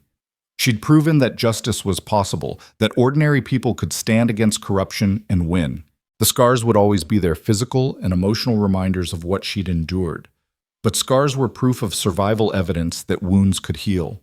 And Anna was healing now, slowly but surely, surrounded by people who cared about her, and building a life that honored both her past and her future. As the stars wheeled overhead and the prairie wind sang its ancient song, Anna closed her eyes and felt peace settle over her like a benediction. The fight was over. The hard part was done. Now came the even harder work of learning to be happy, to trust, to love without fear. But she wasn't afraid of that challenge. She'd faced worse and survived. She'd stood against men who wanted to destroy her and emerged victorious. Compared to that building, a life with someone she loved seemed almost easy. Almost. Anna smiled into the darkness, feeling Ethan's heartbeat steady against her back, and whispered a promise to herself and to the ghosts of her parents, and to the vast, indifferent prairie that had witnessed both her destruction and her resurrection. I will be happy. I will build something beautiful here. I will live a life worth fighting for. And somewhere in the night, carried on the wind, came what might have been an answer, a sense of approval, of blessing, of love that transcended death and time and all the cruelty the world could offer. Anna Caldwell had been broken. But she had refused to stay broken. She had stood up, fought back, and won. And now finally she was free to become whoever she chose to be. The West had tried to break her, but the West had given her back something too, a second chance, a new beginning, and the man who'd stood beside her through it all. In a land where survival itself was a victory, Anna had done more than survive. She had triumphed. And her story. The story of a woman who refused to bow, who stood tall even when beaten down, who turned trauma into justice and fear into courage, would be told for generations to come, inspiring others to stand up when it mattered most. That night, under the vast Oklahoma sky, Anna Caldwell finally allowed herself to rest. The fight was over, justice had been served, and tomorrow she would wake up and begin the beautiful work of living.